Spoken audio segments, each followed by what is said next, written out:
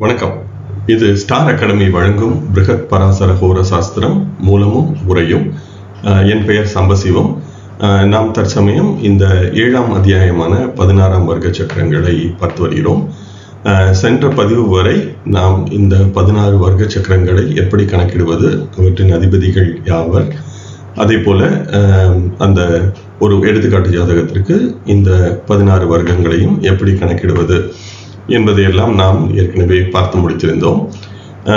இந்த பதிவில், அதாவது இந்த பதிவு இந்த அத்தியாயத்தின் இறுதி பதிவாக இருக்க போகிறது. இந்த பதிவில் பராசரர் இந்த 16 வர்க்கங்களையும் ஒரு சேர எப்படி பார்ப்பது, அதே போல இந்த பல்வேறு வர்க்க சக்கரங்களையும் தனித்தனியாக கணக்கிட்டு கொண்டு அவற்றின் ஒட்டுமொத்தமாக நாம் ஒரு அக்ரிகேட் என்ற ஆங்கிலத்தில் சொல்வார்கள், ஒரு தொகுப்பு முறையாக எப்படி இதை நாம் புரிந்து கொள்வது என்பதை பராசரர் இந்த இடத்தில் விளக்க இருக்கிறார். இதில் பராசரர் 4 வகைகளாக இந்த வர்க்க சக்கரங்களை தொகுக்கிறார். ஷட் வர்க்கம், சப்த வர்க்கம், தசவர்க்கம், சோடச வர்க்கம் என்பதாக இந்த 4 பிரிவுகள் இருக்கின்றன. எனவே 6 வர்க்கங்களை ஒரு சேர துவக்கிறார். அதே போல 7 வர்க்கங்களை துவக்கிறார்.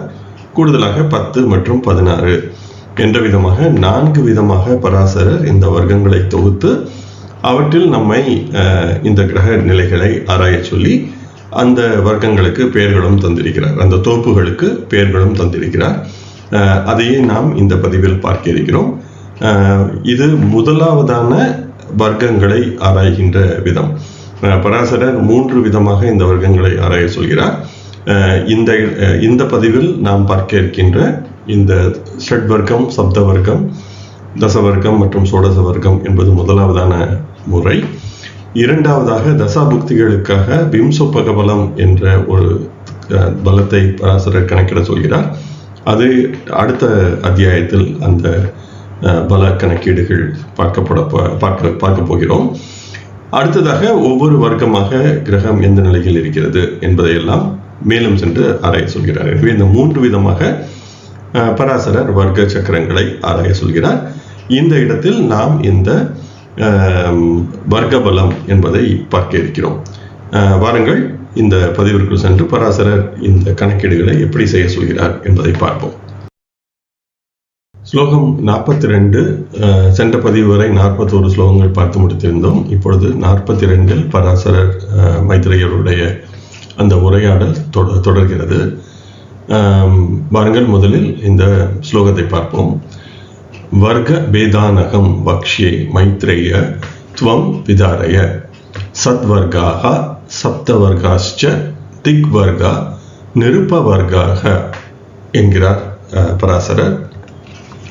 இதில் உள்ள அந்த சொற்களை நாம் பிரித்து பார்க்கும் பொழுது, வர்க்க பேதான், வர்க்க என்பது அந்த வர்க்க சக்கரங்களை சொல்கிறது. பேதான் என்றால் வேறுபாடு என்பது பொருள், அல்லது வகைப்படுத்துதல், பல்வேறு விதமாக அதை வகைப்படுத்துதல் என்ற விதமாகவும் அந்த பேதான் என்பதை புரிந்து கொள்ளலாம். பேத என்பது வேறுபடுத்துதல், வகைப்படுத்துதல் என்பதாக நாம் புரிந்து கொள்ளலாம்.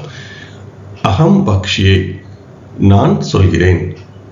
எனவே இந்த வர்க்க சக்கரங்களை எப்படி வகைப்படுத்துவது அல்லது எப்படி வேறுபடுத்தி உணர்வது என்பதை நான் சொல்கிறேன். மைத்ரேயரே துவம் விதாரய, நீங்கள் அறிந்து கொள்ளுங்கள்.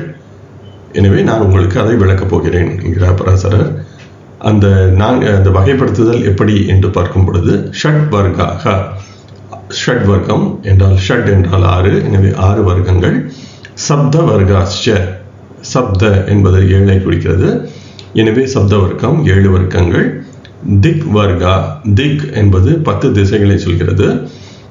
எனவே இந்த பூத சம்கியா என்ற இயற்கை கணித முறைப்படி திக் என்பது 10ஐ குறிக்கிறது. எனவே திக் வர்கா என்பது 10 வர்க்கம், தசவர்க்கம் என்பதை குறிக்கிறது. நிருப்ப வர்காக, இந்த நிருப்ப என்ற சொல்லுக்கு 16 என்பது பொருள். எனவே இது 16 வர்க்கங்கள் என்ற வகையில் பராசரர் இந்த வர்க்கங்களை இப்படி 4 வகையாக நாம் பிரித்து பார்க்கலாம். 6 வர்க்கங்கள், 7 வர்க்கம், 10 வர்க்கம், 16 வர்க்கம் என்ற விதமாக 4 வகைகளாக இதை பிரித்து அறிந்து கொள்ளலாம் என்று பராசரர் மைத்ரேயருக்கு சொல்கிறார். இந்த பக்கத்தில் தேவை கருதி 3 ஸ்லோகங்களை ஒரு சேர தரும் நிலை ஆகிவிட்டது.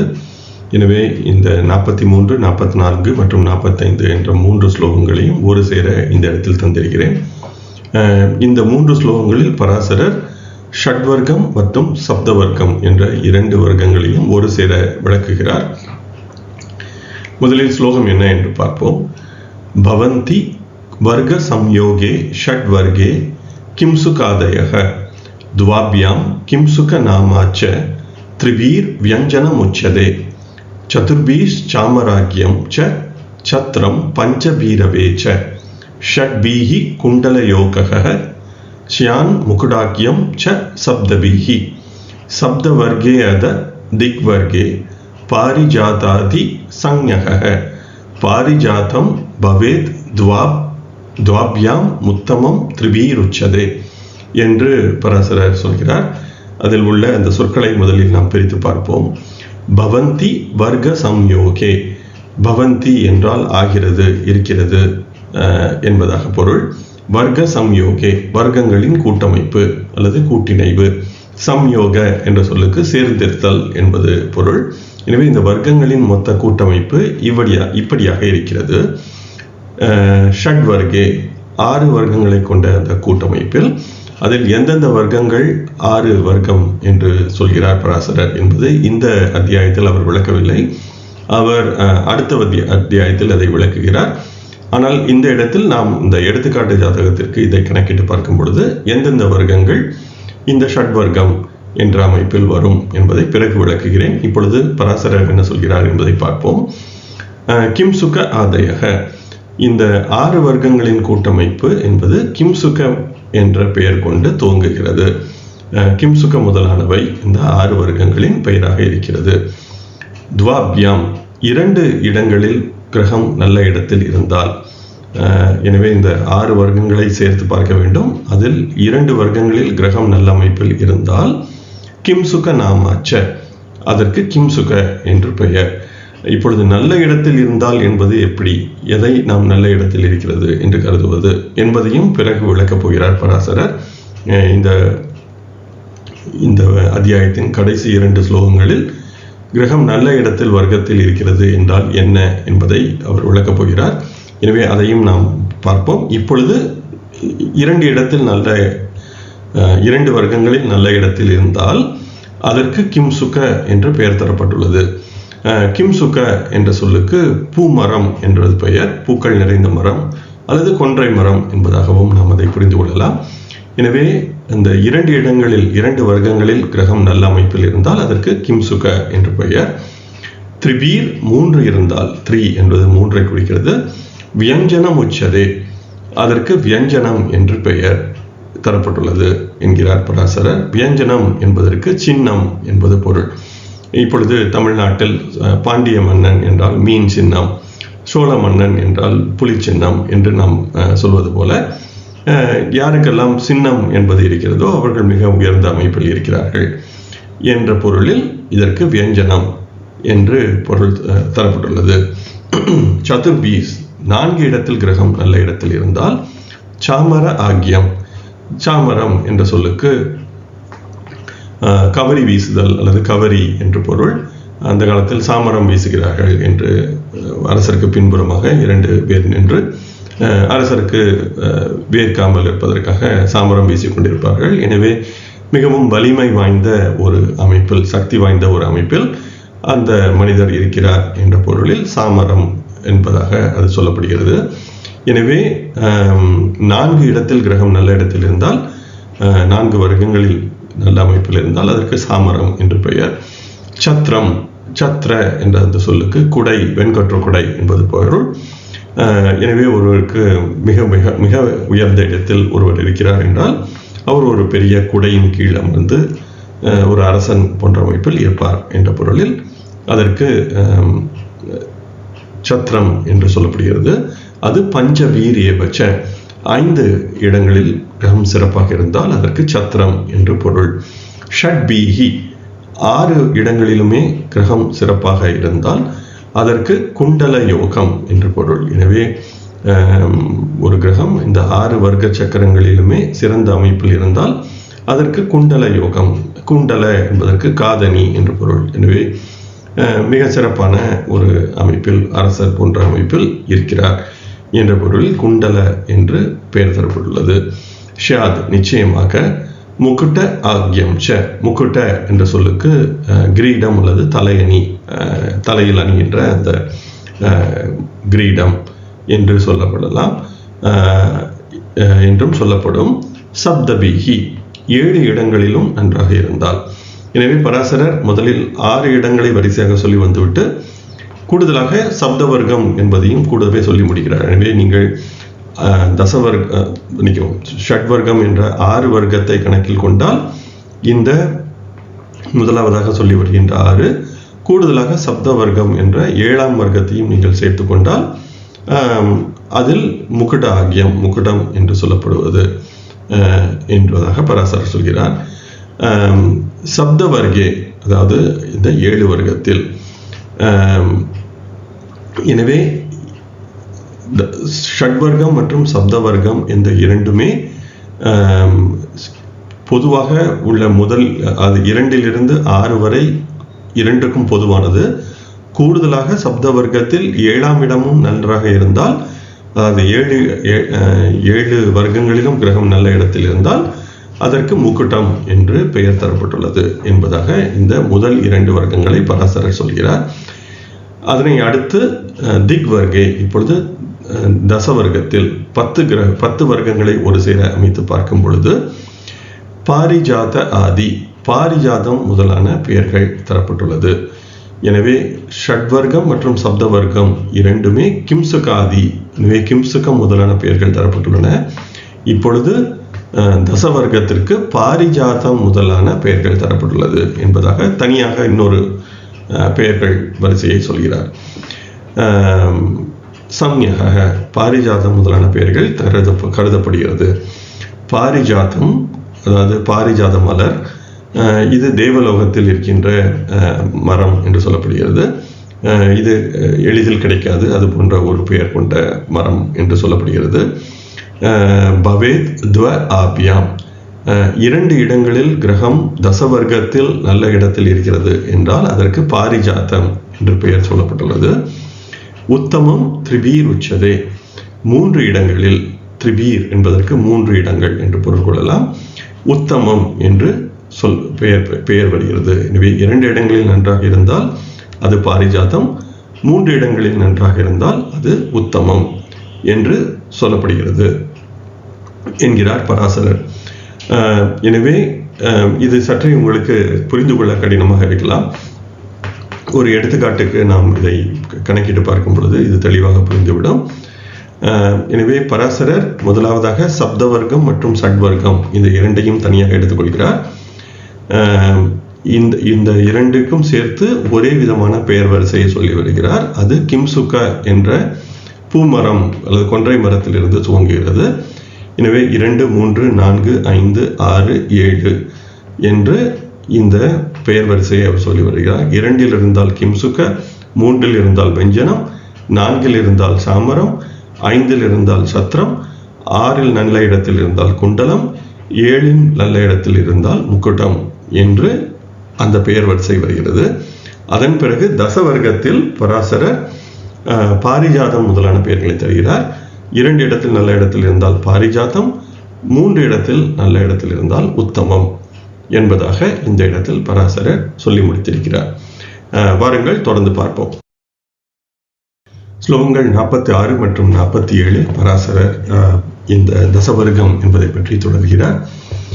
சதுர்பீர் கோபுராக்கியம் ஸ்யாஜ் சகைஹி சிங்ஹாசனம் ததா பராவதம் பவேத் ஷட்பீர் தேவலோகம் ச சப்தபீஹி வசுபீர் பிரம்மலோகாக்கியம் நவபி சக்கரவாகனம் திக்பீஹி ஸ்ரீதாம யோகக ஷ்யாதத சோடச வர்க்ககே என்று பராசரர் சொல்லி முடிக்கிறார்.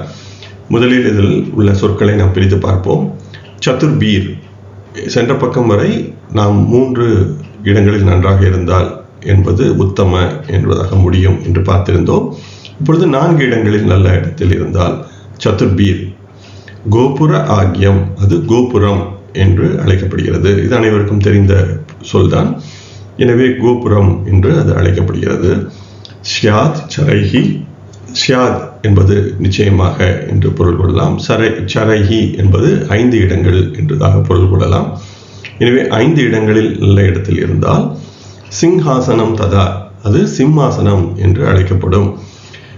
எனவே இந்த தசவர்க்கத்தில் 5 இடத்தில் கிரகம் சிறப்பாக இருந்தால் அது சிம்மாசனம் என்று சொல்லப்படும். பராவதம் பவேத், இது பராவதம் என்பதாக இந்த ஸ்லோகத்தில் எழுதப்பட்டுள்ளது. ஆனால் இதை நாம் பர்வதம் என்பதாக புரிந்து கொள்ளலாம். எனவே பர்வதம் என்பது பராவதம் என்றும் சொல்லப்படுகிறது. சமஸ்கிருதத்தில் பர்வத் என்ற சொல்லும் இருக்கிறது, பராவதம் என்றும் அது சொல்லப்படுகிறது. எனவே பர்வதம் என்ற மிகப்பெரிய மலை. ஷட்பீர், 6 நல்ல இடங்களில் கிரகம் இருந்தால் அது பராவதம் அல்லது பர்வதம் என்று சொல்லப்படுகிறது. தேவலோகம் ச சப்தபீஹி, 7 இடங்களில் அது தேவலோகம் என்று சொல்லப்படுகிறது. வசுபீர், 8 இடங்கள். எனவே அஷ்டவசுக்கள் என்று சொல்லப்படுகின்ற அந்த 8 சிறப்பான இறைத்தன்மைகள் என்ற பொருளில் மீண்டும் அந்த பூத சம்கிய முறையில் வசு என்பது 8 என்பதை குறிக்கிறது. எனவே வசுபீர் என்றால் 8 இடங்களில். பிரம்மலோகாக்கியம், பிரம்மலோகம் என்று அது அழைக்கப்படுகிறது. நவபீஹி, 9 இடங்களிலோ அல்லது 9 இடங்களில். சக்ர வாகனம், சக்ர என்ற அந்த சொல்லுக்கு இந்திரன் என்பது ஒரு பொருள். எனவே இந்திரனின் வாகனம் என்று சொல்லப்படுகின்ற ஐராவதம் என்ற வெள்ளை யானை என்பதாக நாம் கதைகளில் புராணங்களில் கேட்டிருக்கிறோம். எனவே இந்த ஐராவதம் என்ற இந்த சொல்லுக்கு வெண்மேகம் என்பது கூட ஒரு பொருள். எனவே நாம் வானத்தில் மேகத்தை பார்க்கும் பொழுது அது கூட அந்த வானத்தில் இருக்கின்ற இந்திரன் என்ற இறை சக்திக்கான வாகனம் என்ற பொருளில் அதை நாம் வெள்ளை யானை என்று பொதுவாக நாம் கேட்டிருக்கிறோம். அந்த ஐராவதம் என்ற சொல்லுக்கு வெண்மேகம் என்பதும் ஒரு பொருள் வருகிறது. எனவே அது இந்திரனின் வாகனம் என்ற பொருளில் 9 இடங்களில் கிரகம் சிறப்பாக இருந்தால் அது ஐராவதம் அல்லது இந்திரனின் சக்கர வாகனம் என்ற விதமாக அதை புரிந்து கொள்ளலாம். திக்பீஹி, 10 இடங்களிலும் கிரகம் சிறப்பாக இருந்தால் அதற்கு ஸ்ரீதாம யோகம். ஸ்ரீதாம என்பது விஷ்ணுவை குறிக்கிறது. எனவே இது மிகச் சிறப்பாக உள்ள அமைப்பு என்ற பொருளில் அதற்கு ஸ்ரீதாம என்று பெயர் தருகிறார். ஷியாத், நிச்சயமாக என்று பராசரர் இந்த தசவர்க்கத்தை இந்த இடத்தில் சொல்லி முடிக்கிறார்.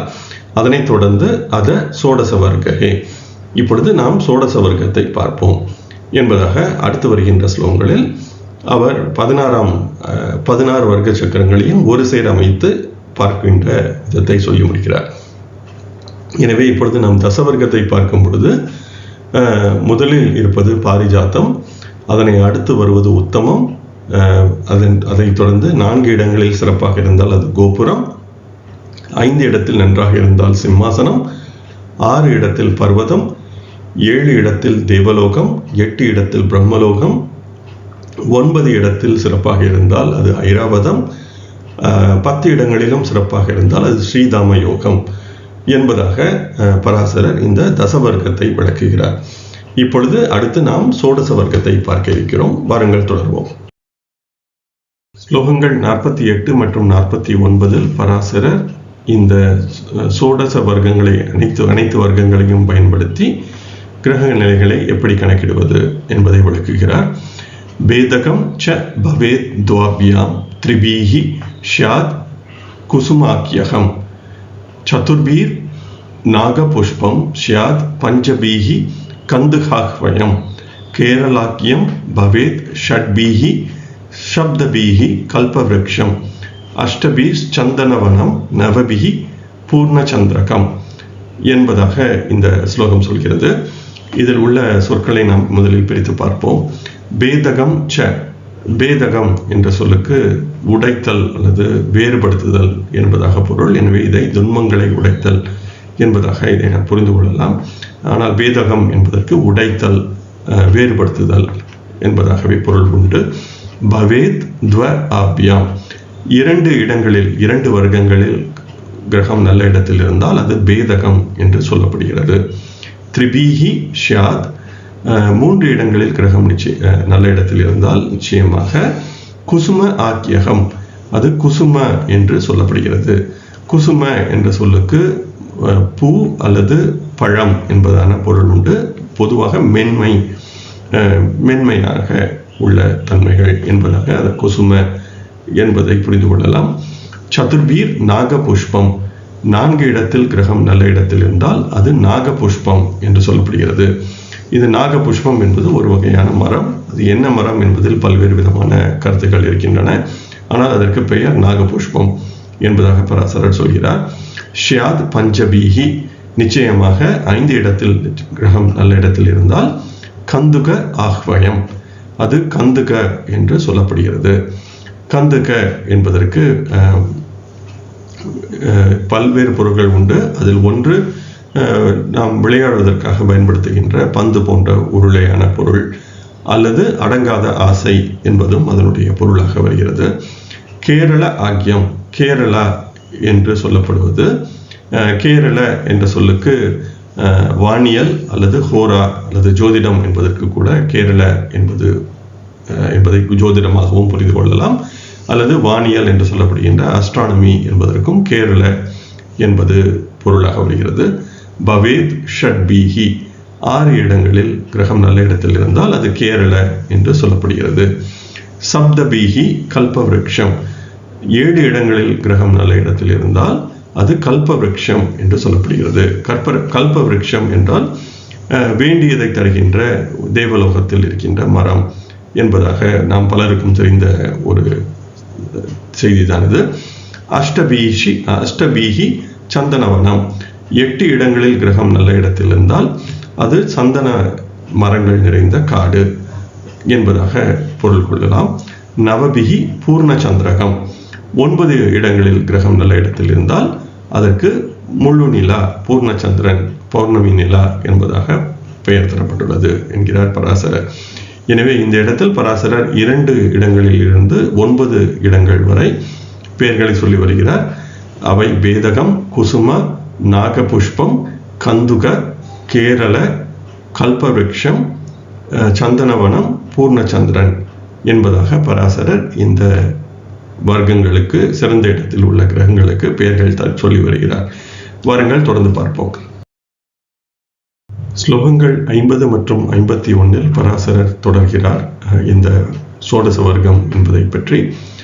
திக்பீர் உச்சைஸ்ரவா நாம ருத்ரைர் தன்வந்திரீர் பவேத், சூரியகாந்தம் பவேத் சூரியைர் விஸ்வைஹி ஸ்யாத் வித்ருமாக்கியகம், சக்ர சிம்மாசனம் சக்ரைர் கோலோகம் திதிபீர் பவேத், பூபைஹி ஸ்ரீவல்லபாக்கியம் ஸ்யாத் வர்க்கபேதைர் உதாஹ்ரதாக என்கிறார் பராசரர். இதில் உள்ள அந்த சொற்களின் பொருளை நாம் பிரித்து பார்ப்போம். திக் பீர் என்றால், திக் என்பது 10ஐ குறிக்கிறது இந்த பூத சம்கியா என்ற இயற்கை கணித முறையில்.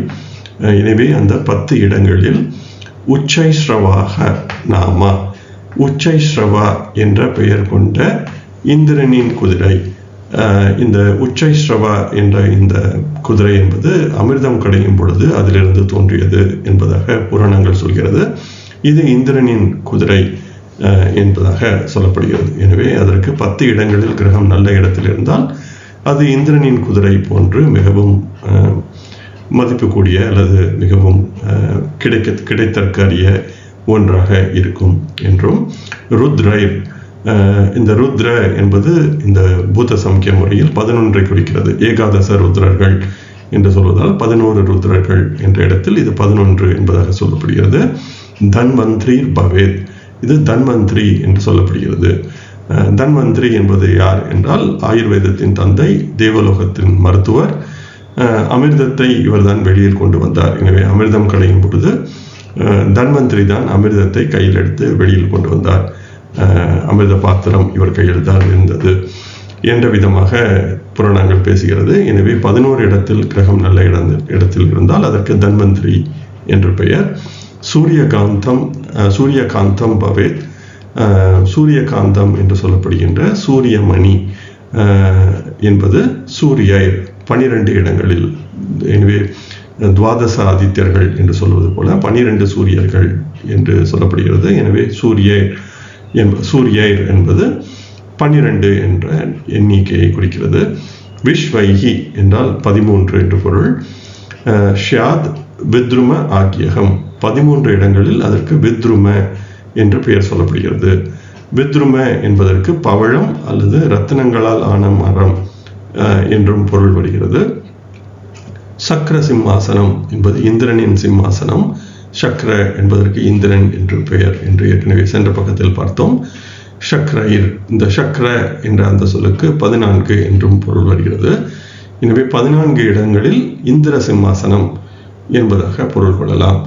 கோலோகம், கோலோகம் என்பது பசுக்கள் நிறைந்த வனம் என்பது ஒரு பகுதி என்று சொல்லலாம். அல்லது இந்த ஸ்வர்க்கத்தில் ஒரு இடத்தில் பசுக்கள் நிறைய இருக்கும் என்பதாக புராணங்கள் பேசுகிறது. அதற்கு கோலோகம் என்றும் பெயர். எனவே சொர்க்கத்தில் பசுக்கள் நிறைந்த பகுதி அல்லது பிருந்தாவனம் என்பதாகவும் நாம் இதை பொருள் கொள்ளலாம்.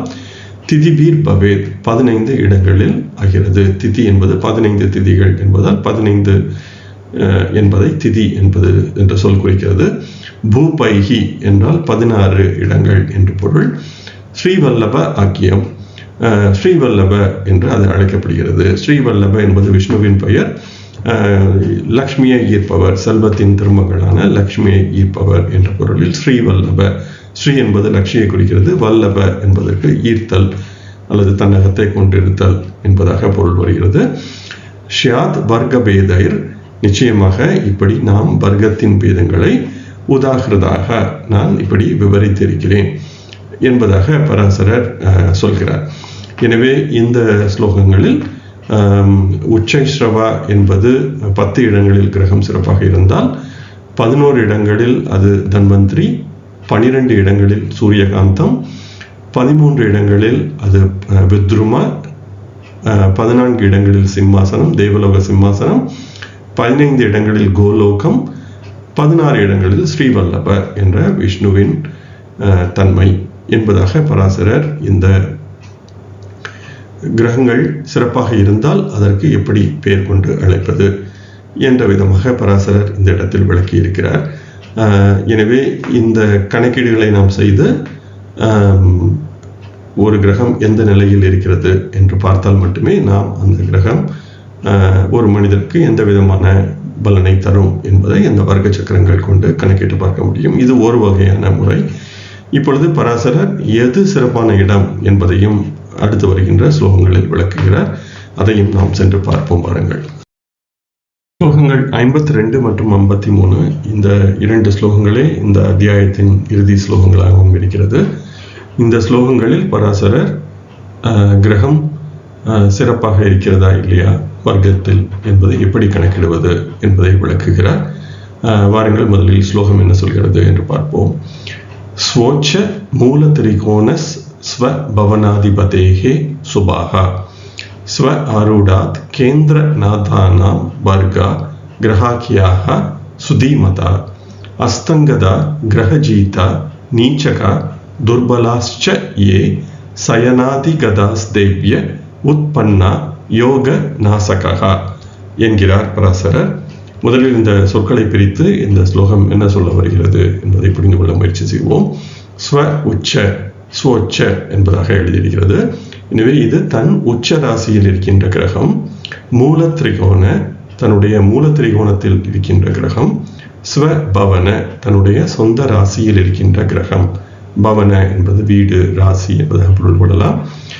அதிபதேகே சுபாகா, அதன் அதிபதிகள் சுபர்களாக ஆகிறார்கள். எனவே தன்னுடைய உச்ச ராசியில் இருக்கின்ற கிரகமோ, மூல திரிகோணத்தில் இருக்கின்ற கிரகமோ, சொந்த ராசியில் இருக்கின்ற கிரகமோ சுபராக ஆகிறார்கள் இந்த வர்க்க சக்கரங்களில் என்கிறார் பராசரர். அதனைத் தொடர்ந்து ஸ்வ ஆருடாத் என்பதாக சொல்கிறார். எனவே இந்த ஸ்வ ஆருடாத் என்பதை ஆரூட லக்னத்தில் இருந்து என்பதாகவும் நாம் புரிந்து கொள்ளலாம். எனவே ஆரூட லக்னத்தில் இருந்து கேந்திர நாதானாம், அதனுடைய கேந்திர அதிபதிகள். எனவே முதலில் நாம் ஆரூட லக்னம் எது என்று பார்க்க வேண்டும். அதன் பிறகு அதனுடைய கேந்திர அதிபதிகள் வர்கா கிரகாஹ்யா, அதன் வர்க்கங்களில் அமைந்த கிரகங்கள் கிரஹாஹ்யா என்பதை ஏற்றுக்கொள்கிறோம் அல்லது ஏற்றுக்கொள்ளப்படுகிறது என்பதாக சொல்லலாம். சுதீமதா நன்மையாக நல்ல இடங்களில் இருப்பதாக ஏற்றுக்கொள்ளப்படுகிறது என்கிறார் பராசரர். எனவே பராசரர் 2 விதமாக கிரகங்கள் நன்மையாக இருக்கிறது என்று சொல்லலாம் என்கிறார். முதலாவதாக உச்ச ராசி, மூலத்திரிகோண ராசி, சொந்த ராசியில் இருக்கின்ற கிரகங்கள் நன்மை. அடுத்ததாக ஆரூட லக்னத்திலிருந்து கேந்திர ராசிகள் நன்மை என்கிறார் பராசரர். இந்த ஆரூட லக்னத்தை எப்படி கணக்கிடுவது என்பது உங்களில் பலருக்கும் தெரிந்திருக்கலாம். ஒரு சில பேருக்கு இந்த ஆரூட லக்னம் என்பது ஒரு புதியதான ஒரு தன்மையாகவும் அல்லது புதிதாக நீங்கள் கேள்விப்பட்டதாகவும் இருக்கலாம். எனவே இந்த ஆரூட லக்னத்தை எப்படி கணக்கிடுவது என்பதை பிறகு ஒரு அத்தியாயத்தில் பராசரர் விளக்கியிருக்கிறார். ஆனால் இந்த இடத்தில் அந்த கணக்கீடு என்பது தேவையாக இருக்கிறது என்பதால் நாம் அதை எடுத்துக்காட்டு ஜாதகத்திற்கு செய்து பார்த்து ஆரூட லக்னத்தை எப்படி கணக்கிடுவது என்பதையும் பார்ப்போம். எனவே ஆரூட லக்னம் என்பது முக்கியமானது. அதனுடைய கேந்திர இடங்களில் நன்மை என்கிறார் பராசரர். இது நாம் கணக்கில் கொள்ள வேண்டியது. அடுத்ததாக கிரக ஜீதா, கிரக யுத்தத்தில் தோற்ற, நீச்சகா நீச்சம் பெற்ற, துர்பலாஸ்ச ஏ வலிமை குறைந்திருக்கும். துர்பல என்பதை வலிமை குறைதல் என்பதாக சொல்லலாம். அதே போல சயன ஆதி, சயனம் போன்ற வலிமை இல்லாத அவஸ்தைகளில் உள்ள கதஸ்தேபிய சென்றிருக்கின்ற கிரகங்கள், உத்பன்னா என்றால் உருவாக்குகின்றன, யோக நாசகா அந்த யோகத்தை குறைக்கின்றன அல்லது அழிக்கின்றன என்பதாக பராசரர் சொல்கிறார். எனவே பராசரர் முதல் ஸ்லோகத்தில் கிரகங்கள் வலிமையாக எப்படி இருக்கின்றன என்று சொல்கிறார். 2வது ஸ்லோகத்தில் பராசரர் அந்த கிரகங்கள் வலிமையை எப்படி இழக்கின்றன என்பதாகவும் சொல்கிறார். எனவே அஸ்தங்கம் அடைந்தாலோ, கிரக யுத்தத்தில் தோற்றாலோ, நீச இடத்தில் இருந்தாலோ, துர்பலமாக பலம் குறைந்திருந்தாலோ, அதே போல சயனம் போன்ற வலிமை குறைந்த அவஸ்தைகளில், அவஸ்தை என்பதை நிலை என்பதாக புரிந்து கொள்ளலாம், நிலைகளில் இருந்தாலோ அந்த கிரகங்கள் யோக நாசத்தை உருவாக்குகின்றன அல்லது யோகத்தை அழிக்கின்றன என்பதாக பராசரர் இந்த ஸ்லோகத்தில் சொல்கிறார். இந்த ஸ்லோகம் என்பது மிகவும் தெளிவாக இருந்தாலும், சொல்லப்படுகின்ற பொருள் என்பது தெளிவாக இருந்தாலும், இதை ஒவ்வொரு ஜாதகத்திற்கும் கணக்கிட்டு பார்ப்பது என்பது சற்றே புரிந்து கொள்ள சற்றே கடுமையாகவும் இருக்கலாம். இந்த முதல் ஸ்லோகமான பலம் எப்படி இருக்கிறது என்பதை மிகவும் எளிதாக கணக்கிட்டு கொள்ளலாம். ஆனால் இப்பொழுது அஸ்தங்கம் என்பது நாம் ராசி சக்கரத்தில் மட்டுமே பார்க்க வேண்டுமா, அல்லது சூரியன் ஒரு கிரகத்துடன், இப்பொழுது சூரியன் சுக்கிரன் சேர்ந்து ஒரு வர்க்கத்தில் இருக்கிறது என்றால் அதை அஸ்தங்கம் என்று கணக்கிட வேண்டுமா என்பது ஒரு முக்கியமான கேள்வி. அதே போல கிரக ஜீத என்ற கிரக யுத்தத்தில் தோற்ற என்ற கருத்து என்பது நாம் ராசி சக்கரத்தில் மட்டுமே கிரக யுத்தம் என்பதை கணக்கிட முடியும். வர்க்கங்களிலும் திரு PVR நரசிம்மராவ் அவர்கள் கணக்கிடுகிறார்கள். ஆனால் இது ராசி சக்கரத்துக்கு மட்டுமே பொருத்தமானது என்பது என்னுடைய கருத்து. நீச்சம் என்பது நாம் எந்த ஒரு வர்க்கத்திலும் பார்க்க முடியும். எனவே எந்த ஒரு வர்க்கத்திலும் கிரகம் சென்று தன்னுடைய நீச ராசியில் இருக்க முடியும்.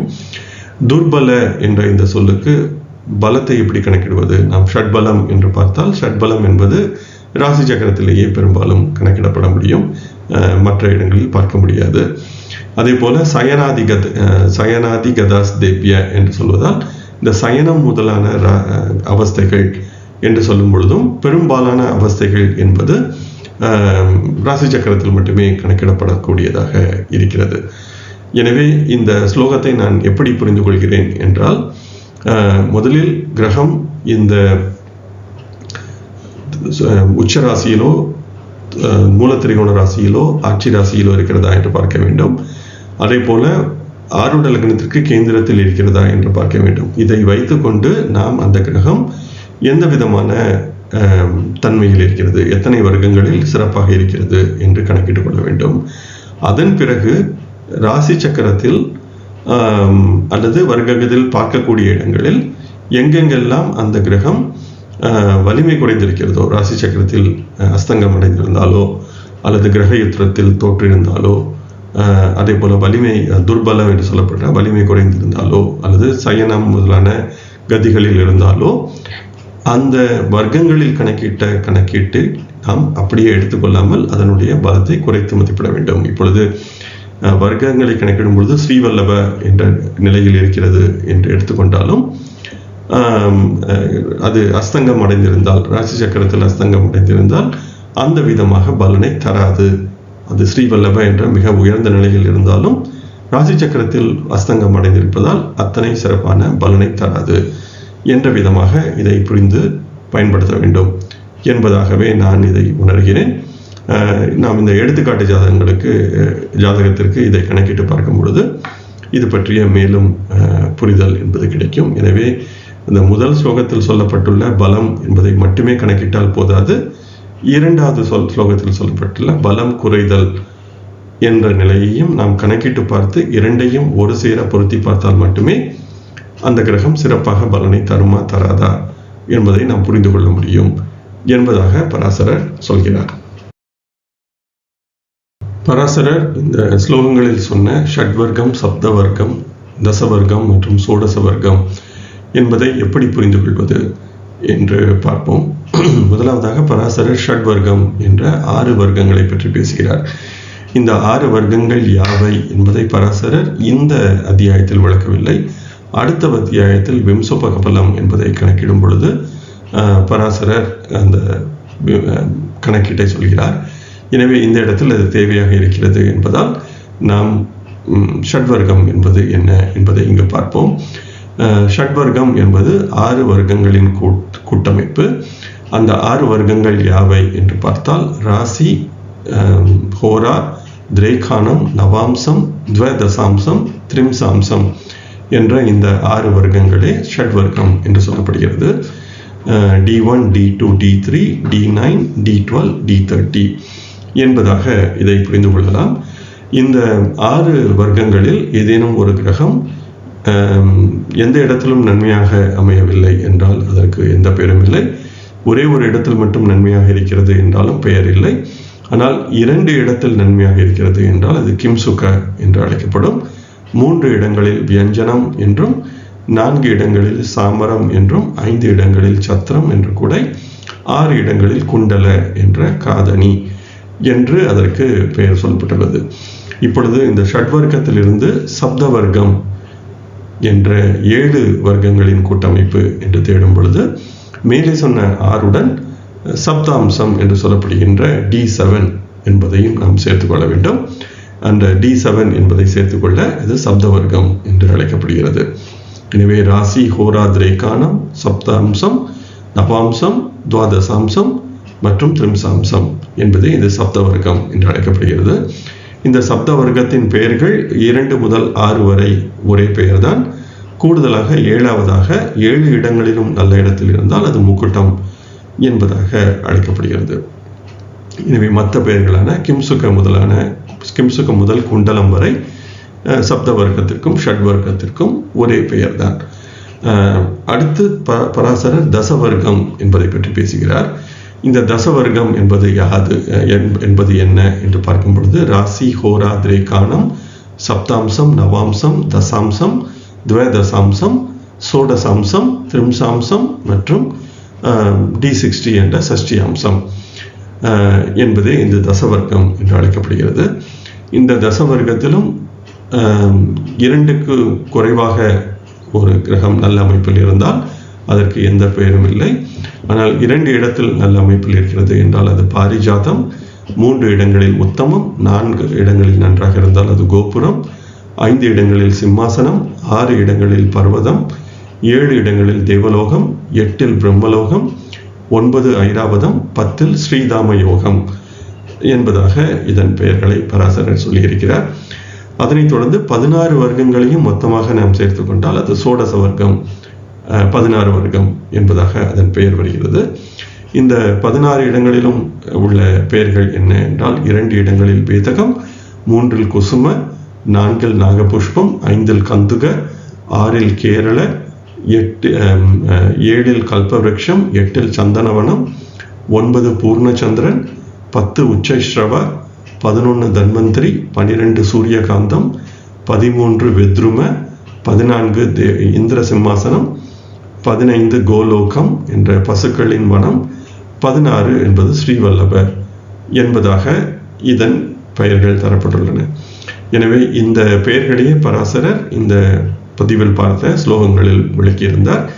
எனவே இந்த ஒரு பக்கத்தை நாம் ஸ்கிரீன்ஷாட் எடுத்து வைத்து விட்டால் இந்த ஒவ்வொரு ஜாதகத்திலும் கிரகம் எந்த நிலையில் இருக்கிறது என்பதை பார்ப்பது என்பது மிகவும் எளிமையானதாக இருக்கும். வாருங்கள் தொடர்ந்து பார்ப்போம். முதலில் நாம் தொடர்ந்து பயன்படுத்தி வருகின்ற அந்த எடுத்துக்காட்டு ஜாதகத்திற்கு ஷட்வர்க்கம் என்பதை கணக்கிட்டு பார்ப்போம். இந்த அத்தியாயத்தில் வந்த பதிவுகளில் நான் ஒரு எடுத்துக்காட்டு ஜாதகத்தை பயன்படுத்தி இந்த வர்க்க சக்கரங்களை எப்படி கணக்கிடுவது என்று செய்து காட்டியிருந்தேன். அதே எடுத்துக்காட்டு ஜாதகத்திற்கான வர்க்க சக்கரங்களையே எடுத்து இந்த இடத்தில் மீண்டும் எழுதியிருக்கிறேன். நீங்கள் முன்பு உள்ள பதிவுகளை சென்று பார்த்தோ அல்லது நீங்கள் ஏதேனும் குறிப்பெடுத்து வைத்திருந்தால் அதையும் நீங்கள் சரி செய்து பார்த்து கொள்ளலாம். ஷட்வர்க்கம் என்று சொல்லப்படுவது ராசி, ஹோரா, திரைக்கானம், நவாம்சம், துவதசாம்சம் மற்றும் திரிம்சாம்சம் என்ற இந்த 6 வர்க்கங்களையே பராசரர் ஷட்வர்க்கம் என்று சொல்கிறார். இது பற்றி அடுத்த அத்தியாயத்தில் விளக்கப் போகிறார் என்று ஏற்கனவே சொல்லியிருந்தேன். இப்போதைக்கு நாம் இந்த 6ஐயே ஷட்வர்க்கம் என்று எடுத்துக்கொள்வோம். இப்பொழுது இந்த ஷட்வர்க்கத்தில் ஒவ்வொரு கிரகமும் எந்த நிலையில் இருக்கிறது என்பதை நாம் கணக்கிட வேண்டும். பிறகு அதற்கு இந்த தொகுப்பு யோகம் என்று சொல்லப்படுகின்ற கிம் சுக முதலான யோகங்கள் பொருந்தி வருகிறதா இல்லையா, அல்லது எத்தனை பொருந்தி வருகிறது என்று நாம் பார்க்க முடியும். ஸோ இதை எப்படி செய்வது என்று சிந்தித்தோமானால், முதலாவதாக பராசரர் 2 விதமான விதிகளை நமக்கு தருகிறார். முதலாவதான விதி என்றால் ஆட்சி, உச்சம், மூலத்திரிகோணம் போன்ற அமைப்பில் கிரகம் இருந்தால் நன்மை என்று சொல்லியிருக்கிறார். இரண்டாவது விதியாக ஆரூட லக்னத்திற்கு கேந்திரங்களில் உள்ள ராசிகளின் கிரகங்கள் இருப்பது நன்மை என்றும் பராசரர் சொல்லியிருந்தார். அடுத்து எந்தெந்த இடங்களில் தீமை என்று சொல்லும் பொழுது அஸ்தங்கமடைந்தாலோ, கிரக யுத்தத்தில் தோற்றாலோ, அதே போல நீசம் பெற்றிருந்தாலோ, பல்வேறு விதமான தீய அவஸ்தைகளில் அல்லது சிறப்பாக இல்லாத அவஸ்தைகளில் இருந்தாலோ தீமை என்ற விதமாக பராசரர் சொல்லியிருந்தார். எனவே இது பற்றி ஒரு முழுமையான ஆராய்ச்சி தேவைப்படும். இந்த இடத்தில் நாம் இந்த ஒரு சில விதிகளை முதலில் பயன்படுத்தி பார்ப்போம். எனவே இது போன்ற ஒரு அட்டவணையை நாம் செய்வதற்கு முன்பாக முதலாவதாக ராசி என்ற சக்கரத்தில் ஆரூட லக்னம் எங்கே இருக்கிறது என்று நாம் முதலில் தேட வேண்டும். இந்த இடத்தில் நான் ஆரூட லக்னத்தை AL என்பதாக காட்டியிருக்கிறேன். ஆரூட லக்னம் இந்த ஜாதகத்தை இந்த ராசி சக்கரத்தை பொறுத்தவரையில் ஆரூட லக்னம் இருப்பது துலாமில் இருக்கிறது. இப்பொழுது ஆரூட லக்னத்தை எப்படி கணக்கிடுவது? நம்மில் பலருக்கும் ஆரூட லக்னம் என்றால் என்ன, அதை எப்படி கணக்கிடுவது என்ற செய்திகள் தெரிந்திருக்கும். பின்னொரு அத்தியாயத்தில் பராசரர் இந்த ஆரூட லக்னம் பற்றி பேசப் போகிறார். ஆனால் இந்த இடத்தில் தேவையாக இருப்பதால் ஒரு 2 வரியில் மிகவும் சுருக்கமாக இந்த ஆரூட லக்னத்தை எப்படி கணக்கிடுவது என்பதையும் விளக்கிவிடலாம். ஆரூட லக்னம் என்பது லக்னத்திலிருந்து லக்னாதிபதி எத்தனை தூரம் சென்று இருக்கிறாரோ அதே அளவு தூரத்தை மீண்டும் லக்னாதிபதியை நகர்த்த வருவது ஆரூட லக்னம். லக்னத்திலிருந்து லக்னாதிபதி எத்தனை ராசிகள் தள்ளி இருக்கிறதோ அத்தனை மீண்டும் லக்னாதிபதியை அங்கிருந்து நகர்த்த எந்த இடம் வருகிறதோ அது ஆரூட லக்னம் என்பதாக நாம் சொல்லலாம். இதில் கூடுதலாக ஒரே ஒரு விதிவிலக்கு என்னவெனில், லக்னமோ அதன் 7ஆம் ராசியோ ஆரூட லக்னமாக வர முடியாது. நீங்கள் இப்படி கணக்கிட்டு வரும் பொழுது ஒருவேளை லக்னமோ அல்லது 7ஆம் ராசியோ ஆரூட லக்னமாக வந்தால் அந்த கணக்கிட்டு வந்த இடத்திலிருந்து 10ஆம் ராசி ஆரூட லக்னமாக கருதப்படும். இந்த 2 விதிகள் மட்டும்தான் ஆரூட லக்னத்திற்கான ஆரூட லக்ன கணக்கீட்டிற்கான விதிகள். இப்பொழுது நாம் இந்த ராசி சக்கரத்தில் ஆரூட லக்னம் என்பதை எப்படி கணக்கிடுவது என்று செய்து பார்த்தால் நமக்கு எளிதில் விளங்கிவிடும். இப்பொழுது ராசி சக்கரத்தின் லக்னம் இருப்பது தனுசு. எனவே லக்னாதிபதி குரு. எனவே இப்பொழுது அந்த குரு லக்னத்திலிருந்து எத்தனை ராசி தள்ளி இருக்கிறது என்று எண்ணி பார்ப்போம். எனவே ராசி சக்கரத்தில் குரு இருப்பது ரிஷபம் என்பதால் தனுசிலிருந்து குரு 6 ராசிகள் தள்ளி இருக்கிறது. எனவே இப்பொழுது மீண்டும் நாம் குருவை 6 ராசிகள் நகர்த்த வேண்டும். எனவே ரிஷபத்திலிருந்து 6 ராசிகள் கணக்கிட்டு வருவது துலாம் என்பதாக வரும். எனவே துலாம் என்பது ஆருட லக்னமாகும். இந்த துலாம் என்பது லக்னமாகவோ 7ஆம் ராசியாகவோ இல்லை. எனவே துலாமையே நாம் ஆருட லக்னமாக எடுத்துக்கொள்ளலாம். பராசரர் என்ன சொல்கிறார் என்றால், இந்த ஆருட லக்னத்திற்கு கேந்திர ராசிகள் நன்மை தரும் அல்லது அதில் உள்ள கிரகங்கள் நன்மை தரும் என்பதால் நான் அந்த ஆருட லக்னத்திற்கு கேந்திரங்களையும் இந்த இடத்தில் மஞ்சள் வண்ண நிறத்தில் காட்டியிருக்கிறேன். இப்பொழுது நாம் ஒவ்வொரு கிரகமாக சென்று பார்த்து அந்த கிரகங்கள் நன்மையான நிலையில் இருக்கிறதா இல்லையா என்பதை ஒப்பிட்டு பார்ப்போம். நான் இங்கு அனைத்து கிரகங்களுக்கும் காட்டியிருக்கிறேன். நான் முதலில் இந்த அனைத்து கிரகங்களுக்கும் அனைத்து வர்க்கங்களுக்கும் காட்டியிருக்கிறேன். நாம் முதலில் இந்த D1 என்ற ராசி சக்கரத்திற்கான காலத்தை மட்டுமே பார்ப்போம். அந்த செங்குத்தாக அதை சென்று பார்ப்போம். இப்பொழுது சூரியன் ராசி சக்கரத்தில் எங்கே இருக்கிறது என்றால், சூரியன் ஆட்சி உச்சம் மூல திரிகோணத்தில் இல்லை. இரண்டாவதாக ஆருட லக்னத்தின் கேந்திரங்களிலும் இல்லை. அதே போல சூரியன் பகை பெற்று அல்லது பலம் இழந்து அவஸ்தை போன்றவற்றையும் நாம் சென்று பார்க்கலாம். ஆனால் இந்த இடத்தில் அது தேவையில்லை என்பதால் நான் சூரியனுக்கு நேராக ராசி சக்கரத்தில் இல்லை என்று எழுதியிருக்கிறேன், நோ என்று எழுதியிருக்கிறேன். அடுத்ததாக சந்திரனை சென்று பார்க்கும் பொழுது, சந்திரன் ஆட்சி உச்சம் மூல திரிகோணத்தில் இல்லை, ஆனால் ஆருட லக்ன கேந்திரத்தில் இருக்கிறது. எனவே சந்திரனுக்கு எதிராக ஆம் என்று எஸ் என்று எழுதியிருக்கிறேன். செவ்வாய் ஆட்சி உச்சம் மூல திரிகோணத்தில் இல்லை, ஆனால் ஆருட லக்ன கேந்திரத்தில் இருக்கிறது. ஆனால் செவ்வாய் நீசமாக இருக்கிறது. எனவே ஆருட லக்ன கேந்திரத்தில் இருந்தாலும் நீசமாக இருப்பதால் நான் அது நல்ல நிலையில் இருக்கிறது என்பதாக எடுக்கவில்லை ராசி சக்கரத்தில். எனவே செவ்வாய்க்கு எதிராக இல்லை என்று எழுதியிருக்கிறேன், நோ என்று எழுதியிருக்கிறேன். அடுத்து புதனை பார்க்கும் பொழுதும் ஆட்சி உச்சம் மூல திரிகோணம் இல்லை, அதே போல ஆருட லக்ன கேந்திரங்களிலும் இல்லை. எனவே புதனுக்கும் இல்லை. குருவும் அதே போன்ற ஒரு நிலையில் தான் இருக்கிறது. சுக்கிரனும் ஆட்சி உச்சம் மூல திரிகோணம் இல்லை, கேந்திரங்களிலும் இல்லை. எனவே சுக்கிரனுக்கும் இல்லை என்பதாக எழுதியிருக்கிறேன். சனியை சென்று பார்க்கும் பொழுது சனி ஆட்சியாக இருக்கிறது, மூல திரிகோணத்திலும் இருக்கிறது என்று சொல்லலாம். எனவே சனிக்கு ஆம் என்று எழுதியிருக்கிறேன். ராகு கேதுவுக்கும் அதே போன்ற கேந்திரங்களிலும் இல்லை, ஆருட லக்ன கேந்திரங்களிலும் இல்லை. அதே போன்று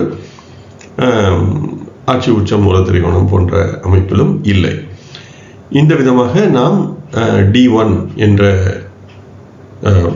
வர்க்கத்திற்கு இது போன்ற கிரகங்களின் நிலையை ஆம் இல்லை என்பதாக நாம் எழுதி கொள்ள முடியும். இதனை அடுத்து நாம் அடுத்த வர்க்க சக்கரமான D2 ஹோரா சக்கரத்திற்கு சென்று பார்ப்போம். இப்பொழுது ஹோரா சக்கரத்தில் ஆருட லக்னம் கணக்கிட வேண்டும். எனவே ராசி சக்கரத்தில் உள்ள ஆருட லக்னம் என்பது ஹோரா சக்கரத்தில் இருக்காது. இப்பொழுது ஹோரா சக்கரத்தில் ஆருட லக்னம் எப்படி கணக்கிடுவது என்று பார்க்கும் பொழுது, ஹோரா சக்கரத்தின் லக்னம் இருப்பது கன்னி. அந்த கன்னி லக்னத்தின் அதிபதி புதன் அந்த லக்னத்திலிருந்து 12 ராசிகள் தள்ளி இருக்கிறது. எனவே கன்னி லக்னத்தின் 12ஆம் ராசியான சிம்மத்தில் குரு இருக்கிறது. எனவே புதனை மீண்டும் நாம் 12 ராசிகள் நகர்த்த புதன் சென்று இருப்பது கடகத்தில் வரும். அந்த கடகம் என்ற ராசியாக வரும். இப்பொழுது கடகம் 7ஆம் ராசியாகவோ லக்னமாகவோ இல்லை என்பதால் நாம் கடகத்தையே ஆருட லக்னமாக எடுத்துக்கொள்ளலாம். அதனைத் தொடர்ந்து அந்த கடகத்தின் கேந்திர ராசிகளான அனைத்து சரராசிகளும் நான் காட்டியிருக்கிறேன். எனவே இந்த இடத்தில் ஏதேனும் கிரகம் இருந்தால் பராசரர் நன்மை தரும் என்ற விதமாக சொல்லியிருக்கிறார். இப்பொழுது நாம் ஹோரா சக்கரத்தில் சூரியன் ஆட்சி உச்ச மூல திரிகோணத்திலோ ஆருட லக்ன கேந்திரத்திலோ இல்லை. சந்திரன் ஆருட லக்ன கேந்திரத்தில் இருக்கிறது. எனவே சந்திரனுக்கு எதிராக ஆம் என்று எழுதியிருக்கிறேன். செவ்வாய் ஆட்சியாக இருக்கிறது. எனவே செவ்வாய்க்கு ஆம் என்று எழுதியிருக்கிறேன். புதன் அதே போல ஆருட லக்ன கேந்திரத்திலோ ஆட்சி உச்ச மூல திரிகோணத்திலோ இல்லை.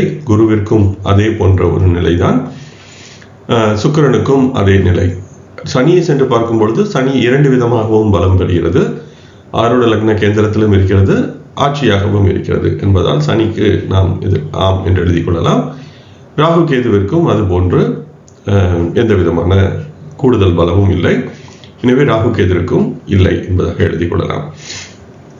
இப்பொழுது திரேகானத்தில் ஆரூட லக்னம் எங்கே இருக்கிறது என்று நாம் பார்ப்போம். இப்பொழுது திரேகானத்தில் ஆரூட லக்னம் என்பது சிம்மமாக இருக்கிறது. லக்னாதிபதி அங்கேயே சிம்மத்தில் இருக்கிறது. எனவே லக்னாதிபதி லக்னத்திலேயே ஆட்சி பெற்று இருப்பதால் இப்பொழுது ஆரூட லக்னம் எப்படி கணக்கிடுவது என்றால், இப்பொழுது நாம் இந்த லக்னாதிபதி லக்னத்திலேயே இருப்பதால் லக்னம் என்பது ஆரூட லக்னமாக வரும். ஆனால் நாம் லக்னத்தை ஆரூட லக்னமாக கொள்ள முடியாது. எனவே அதன் 10ஆம் ராசியான ரிஷபம் என்பது ஆரூட லக்னம் என்பதாக எடுத்துக்கொள்வோம். எனவே ரிஷபம் என்பது ஆரூட லக்னம், ஆரூட லக்னத்தின் கேந்திரங்கள் என்பது இந்த ஸ்திர ராசிகள் அனைத்தும் கேந்திரங்களாக அமையும். இப்பொழுது நாம் சூரியன் என்பது ஆட்சியாகவும் இருக்கிறது, ஆரூட லக்ன கேந்திரத்திலும் இருக்கிறது. எனவே சூரியனுக்கு எதிராக நாம் ஆம் என்று எழுதிக் கொள்ளலாம். சந்திரன் இந்த 2 விதத்திலும் இல்லை, எனவே சந்திரனுக்கு எதிராக இல்லை. செவ்வாயும் நீசமாகவே இருக்கிறது, எனவே செவ்வாய்க்கும் இந்த இல்லை என்று எழுதிக் கொள்ளலாம். புதன், குரு மற்றும் சுக்கிரன் போன்றவையும் எந்த விதமாக இந்த 2 விதமான பலமும் இல்லை. அடுத்து நாம் சனியை சென்று பார்க்கும் பொழுது சனி உச்சமாக இருக்கிறது. ஆரூட லக்ன கேந்திரத்தில் இல்லை, ஆனால் உச்சமாக இருக்கிறது. எனவே சனிக்கு எதிராக ஆம் என்று எழுதிக் கொள்ளலாம். ராகு கேதுவிற்கும் எந்த விதமான இந்த 2 விதிகளும் பொருந்தி வரவில்லை. எனவே ராகு கேதுவிற்கும் இல்லை என்பதாக எழுதிக் கொள்ளலாம். இப்பொழுது நவாம்சத்தை சென்று பார்ப்போம். நவாம்ச லக்னாதிபதி சுக்கிரன். அந்த சுக்கிரன் லக்னத்திலிருந்து 4 ராசிகள் தள்ளி இருக்கிறது. எனவே இப்பொழுது நாம் மீண்டும் 4 ராசிகள் சுக்கிரனை நகர்த்தினால் மேஷத்தில் சுக்கிரன் இருக்கிறது என்பதாக வரும். அப்பொழுது மேஷம் என்பது ஆரூட லக்னமாக எடுக்கப்பட வேண்டும். ஆனால் மேஷம் என்பது லக்னத்திற்கு 7ஆம் ராசி என்பதால் நாம் அதை ஆரூட லக்னமாக கொள்ள முடியாது. எனவே மேஷத்திற்கு 10ஆம் ராசியான மகரமே ஆரூட லக்னமாக அமையும். மீண்டும் ஒரு முறை சொல்கிறேன் தெரியாதவர்களுக்காக. நாம் லக்னாதிபதி சுக்கிரன் லக்னத்திலிருந்து 4 ராசிகள் தள்ளி இருக்கிறது. நாம் மீண்டும் சுக்கிரனை 4 ராசிகள் நகர்த்த வேண்டும். அப்படி நகர்த்தும் பொழுது அது மேஷம் என்பதாக வரும். எனவே மேஷம் என்பது ஆரூட லக்னமாக கருதப்பட வேண்டும். ஆனால் மேஷம் லக்னத்திற்கு 7ஆம் ராசியாக வருவதால் லக்னமோ லக்னத்தின் 7ஆம் ராசியோ ஆரூட லக்னமாக வர முடியாது. எனவே நாம் மேஷத்தின் 10ஆம் ராசியை ஆரூட லக்னமாக கொள்ள வேண்டும். எனவே மகரமே ஆரூட லக்னமாக அமையும். இதுவே இந்த ஆரூட லக்னம் கணக்கிட வேண்டிய விதி.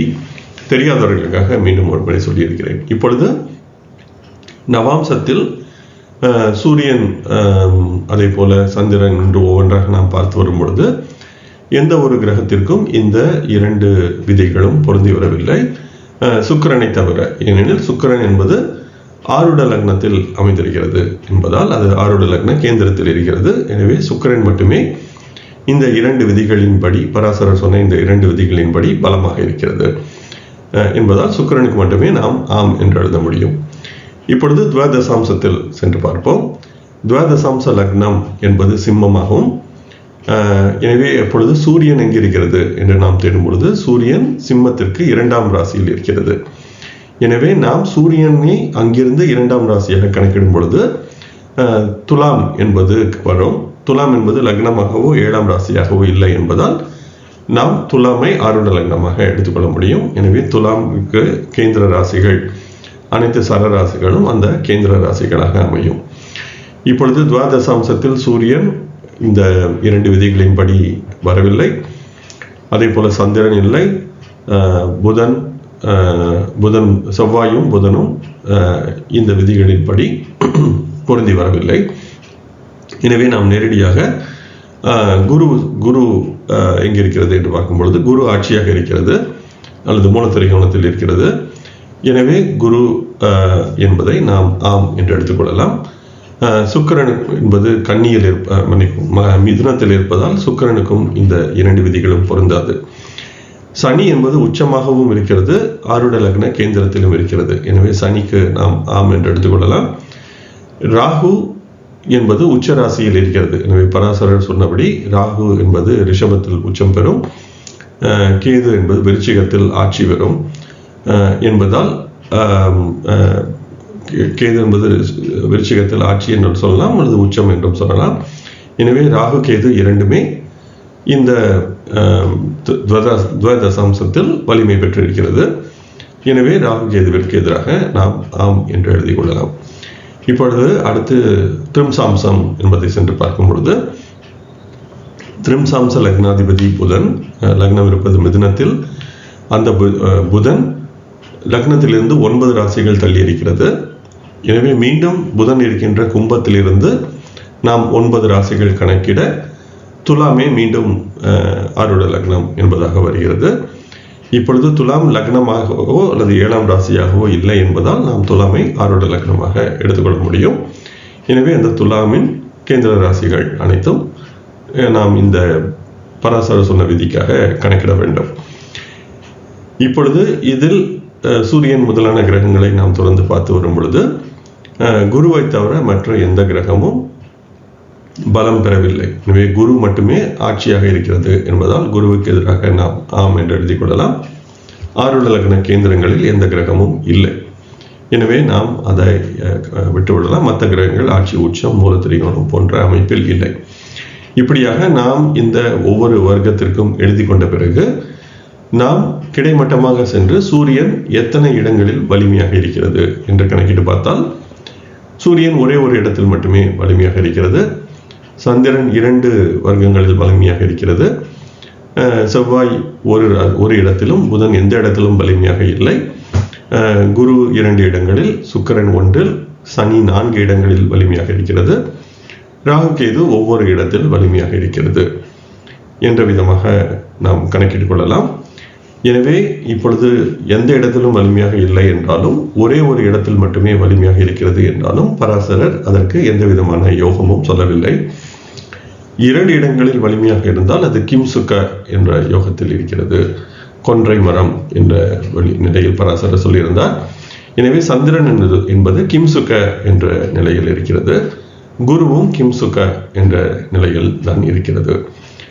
சனி 4 இடங்களில் வலிமையாக இருப்பதால் சாமரம் என்ற நிலையில் வலிமையாக இருக்கிறது. எனவே சனி இவருக்கு சாமரம் என்ற நிலையில் இருந்து மிக நல்ல பலன்களை தரும் என்பதாக நாம் இந்த ஷட்வர்க்கம் என்ற அடிப்படையில் புரிந்து கொள்ளலாம். எனவே சாமரம் என்பது ஒருவருக்கு ராஜபோக வாழ்க்கை அல்லது மற்றவர்கள் பணிவிடை செய்து இவர் ஒரு வலிமையான அல்லது செல்வ வளம் மிக்க நிலையில் இருப்பார் என்ற நிலையில் சாமரம் என்பதை நாம் புரிந்து கொள்ளலாம். எனவே இந்த சனி மட்டுமே இந்த ஜாதகத்தை பொறுத்தவரையில் சாமரம் என்ற நிலையில் இருக்கிறது என்ற விதமாக இந்த ஷட்வர்க்கம் என்ற கணக்கின் அடிப்படையில் நாம் புரிந்து கொள்ளலாம். இப்பொழுது நீங்கள் ஜெகநாத ஹோராவை சென்று பார்த்தால் எனக்கு தெரிந்து ஜெகநாத ஹோரா இந்த ஆருட லக்ன கேந்திர என்ற விதிகளை தருவதில்லை. ஆட்சி, உச்சம், மூலத்திரிகோணம் போன்ற அமைப்பில் உள்ள தன்மைகளை மட்டுமே ஜெகநாத ஹோரா தருகிறது. எனவே நீங்கள் ஜெகநாத ஹோராவில் சென்று இந்த ஷட் வர்க்கம், சப்த வர்க்கம் என்பதை பார்க்கும் பொழுது இந்த நான் தந்த இந்த கணக்கிலிருந்து இந்த ஜாதகத்திற்கு வேறுபட்டு இருப்பதை பார்க்க முடியும்.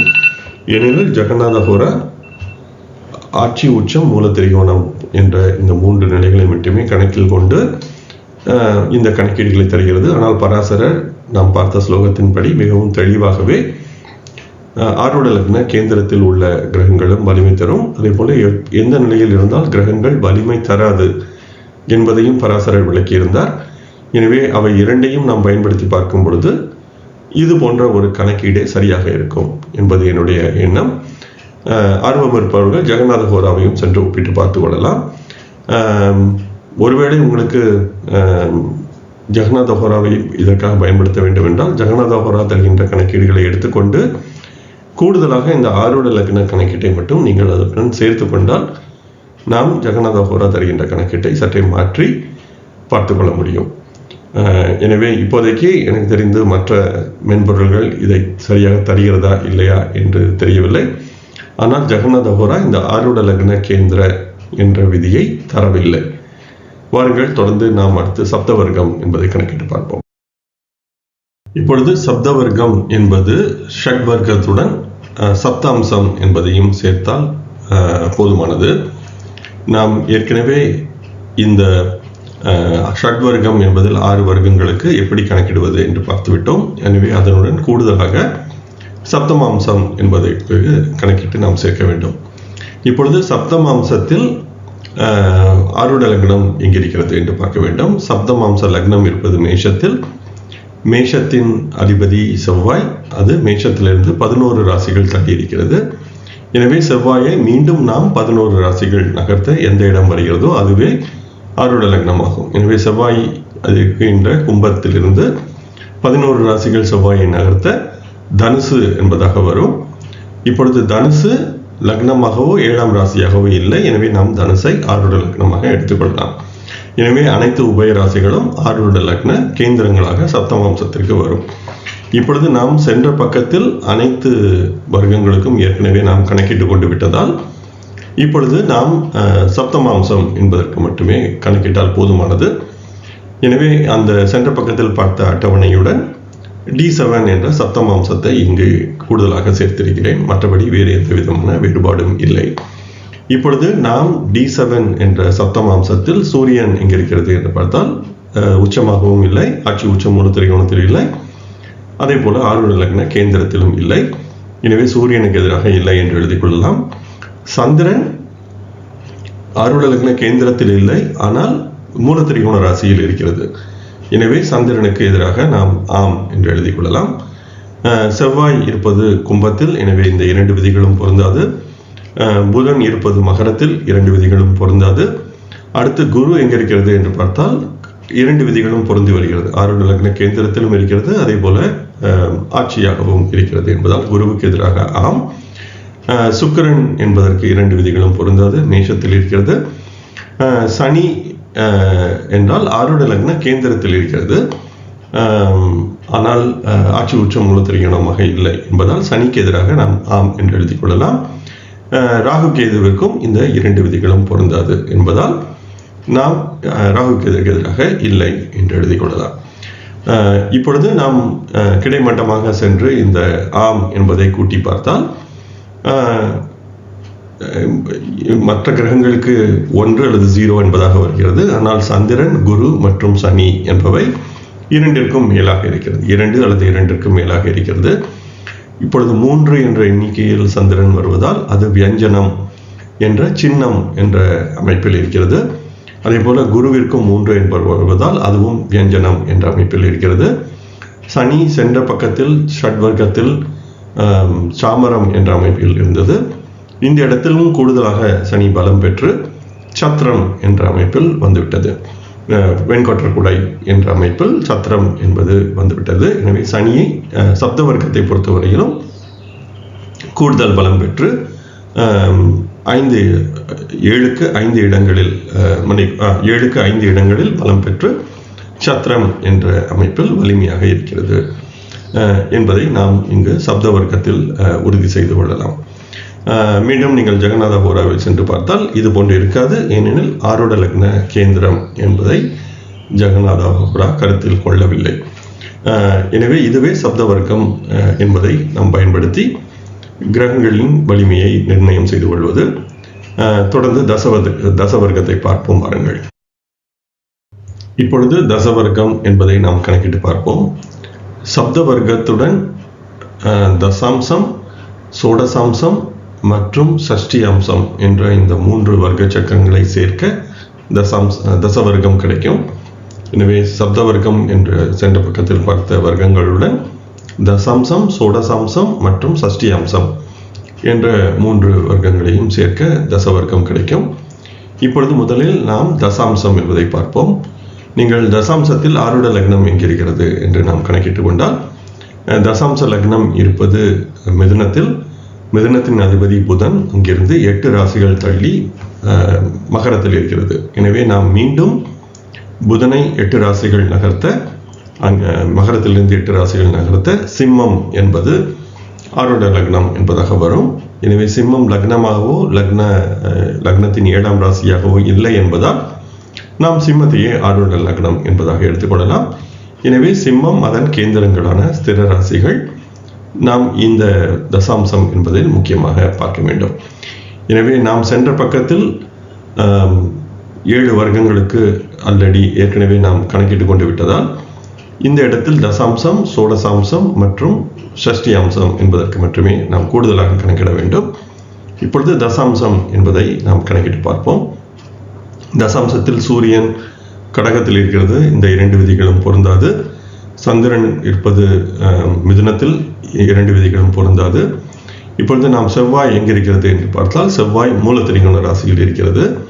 எனவே செவ்வாய் என்பதற்கு எதிராக ஆம் என்று எழுதிக் கொள்ள முடியும். புதன் இருப்பது மகரத்தில், 2 விதிகளும் பொருந்தாது. அடுத்து குரு என்பது உச்ச ராசியில் இருக்கிறது. குரு இருப்பது கடகத்தில், எனவே குரு உச்சமாக இருக்கிறது. எனவே குருவுக்கு எதிராக நாம் ஆம் என்று எழுதிக் கொள்ளலாம்.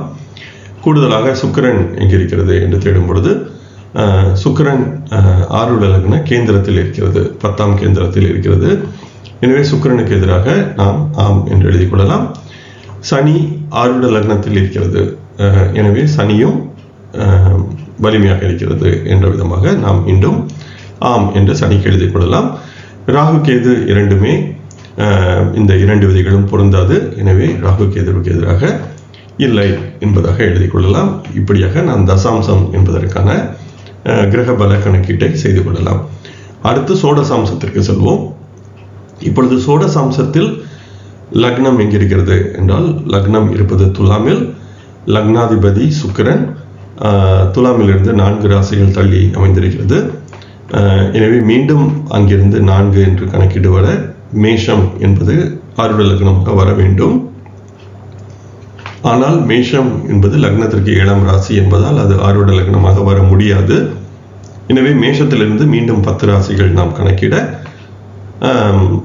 மகரமே மீண்டும் ஆருட லக்னம் என்பதாக வரும். எனவே மகரத்தை நாம் ஆருட லக்னமாக எடுத்துக்கொள்ளலாம். இப்பொழுது மகரம் அதன் திரிகோண கேந்திர ராசிகள் நாம் கணக்கிட வேண்டும்.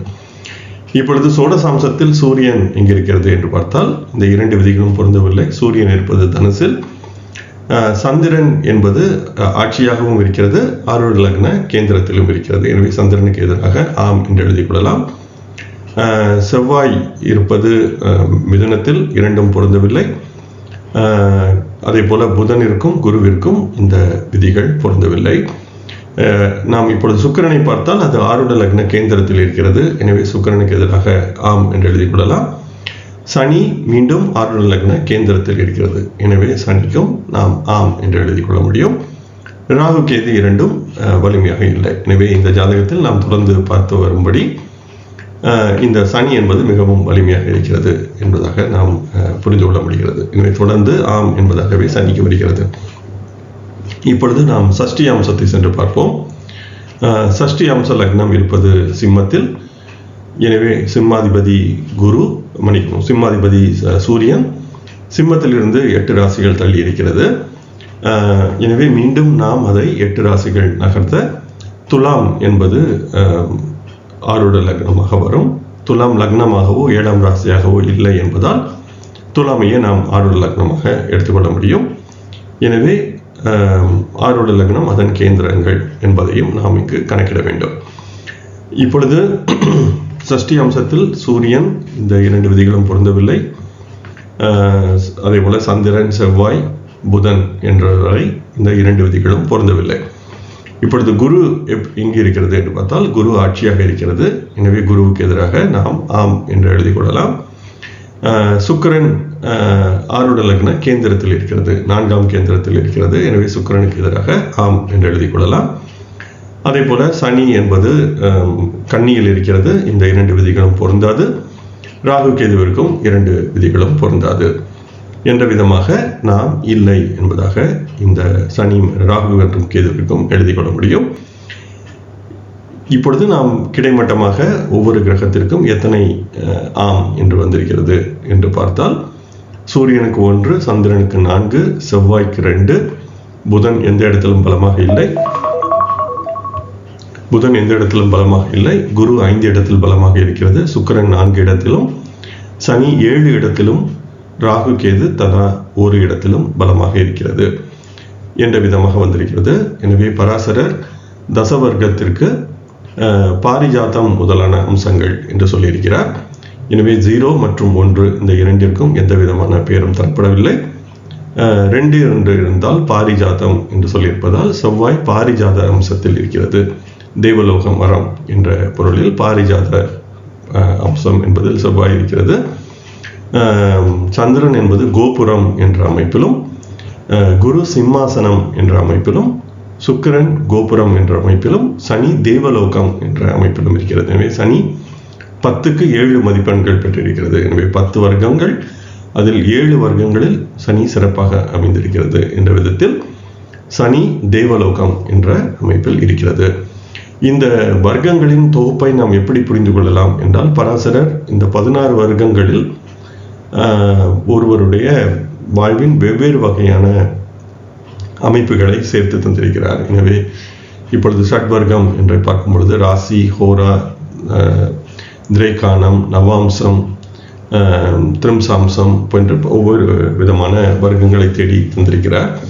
எனவே இந்த வர்க்கங்களில் கிரகம் சிறப்பாக இருந்தால் அந்த மனிதருக்கு அந்த வர்க்கங்கள் தொடர்பான அமைப்பு என்பது சிறப்பாக கிடைக்கும் என்ற ஒரு தொகுப்பு பலன். எனவே நீங்கள் பள்ளியில் 5 பாடங்களில் எத்தனை பாடங்களில் தேர்ச்சி பெற்றிருக்கிறீர்கள் என்றால் 5க்கு 4 தேர்ச்சி என்றால் 80% தேர்ச்சி, 5க்கு 5மே தேர்ச்சி என்றால் 100% தேர்ச்சி என்ற விதமாக நாம் ஒரு தொகுப்பு பலன்களை பார்க்க முடியும்.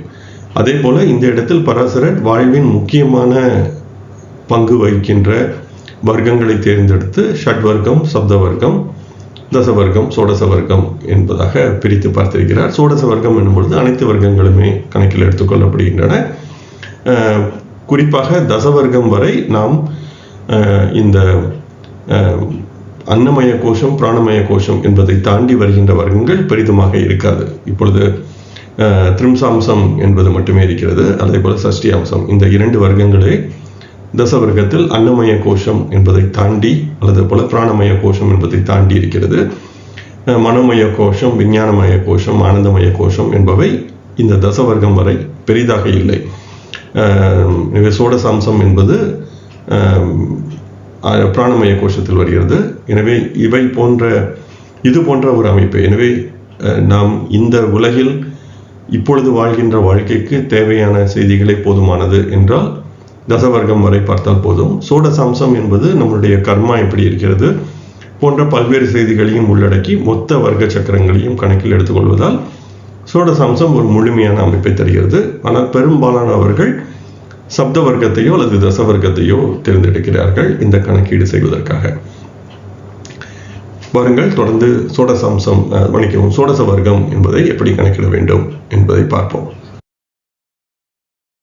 இப்பொழுது நாம் தசவர்க்கத்துடன் சதுர்த்தாம்சம் என்ற D4, விம்சாம்சம் என்ற D20, சித்தாம்சம் என்ற D24, பாம்சம் என்ற D27, காவேதாம்சம் என்ற D40, அக்ஷவேதாம்சம் என்ற D45 என்ற 6 வர்க்கங்களை சேர்க்க சோடச வர்க்கம் என்ற அனைத்து வர்க்கங்களின் தொகுப்பு என்பது கிடைக்கும்.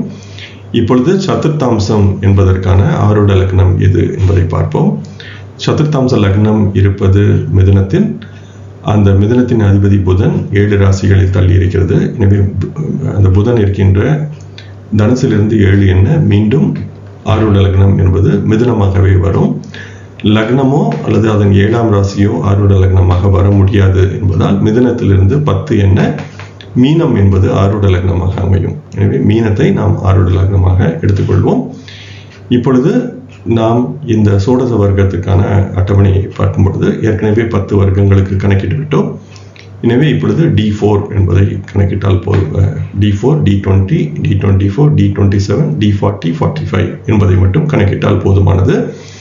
இப்பொழுது D4 என்பதை பார்க்கும் பொழுது சூரியன் என்பது ஆரூட லக்ன கேந்திரத்தில் இருக்கிறது. எனவே அதற்கு எதிராக ஆம் என்று எழுதி கொள்ளலாம். சந்திரன் மற்றும் செவ்வாய் இரண்டும் இந்த 2 விதிகளும் பொருந்தி வராது. அதே போல புதன் என்பதும் ஆரூட லக்ன கேந்திரத்தில் இருக்கிறது. குரு விருச்சிகத்தில் இருக்கிறது. எனவே இந்த 2 விதிகளும் பொருந்தாது. சுக்கிரன் என்பது ஆட்சியாக இருக்கிறது. எனவே அதற்கு எதிராக ஆம் என்று எழுதி கொள்ளலாம். சனி இருப்பது சிம்மத்தில், 2 விதிகளும் பொருந்தாது. ராகு கேது இரண்டும் ஆரூட லக்ன கேந்திரத்தில் இருக்கிறது. எனவே அதற்காக ஆரூட லக்ன கேந்திரத்தில் இருப்பதால் ஆம் என்று எழுதிக் கொள்ளலாம்.